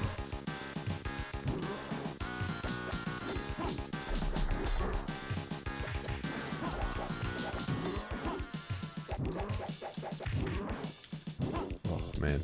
Oh, we got Getting very hungry. We got a roast battle happening too. Oh yeah, I'm gonna judge. I'm judging. I found out. Oh, nice. I'm judging roast battle. Who are the judges? I don't know. It was me, someone else. I don't remember. I'm getting so hungry. I'm fading. Gardini.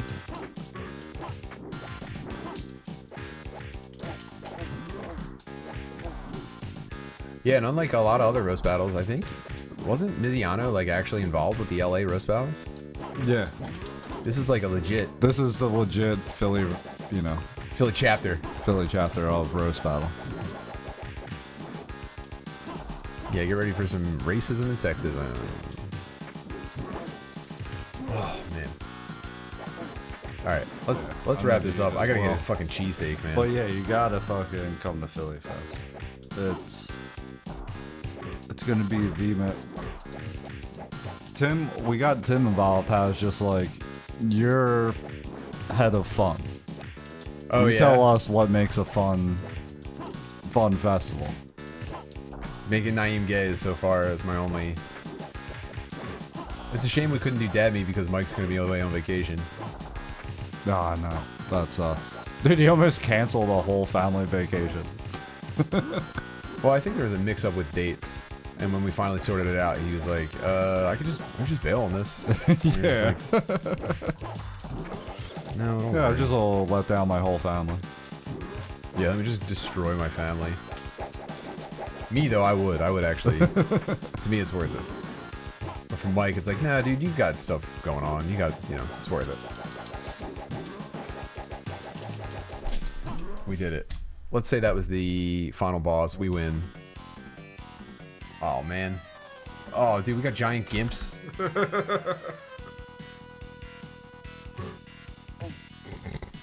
Lug Brothers. Lug Brothers, guess what? You win, man. You guys can have it. Very sick, right? Pirates of the Dark Water.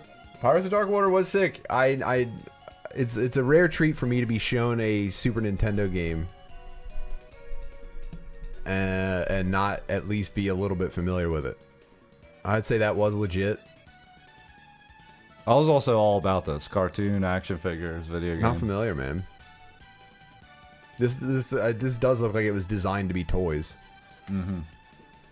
It was probably one of those toys first thing. It's tough to tell with them, dude. But yeah, field tripping, Philly Comedy Fest. Get on both. Yeah, I mean, I don't know. I just want to have fun. I just want to have a good time.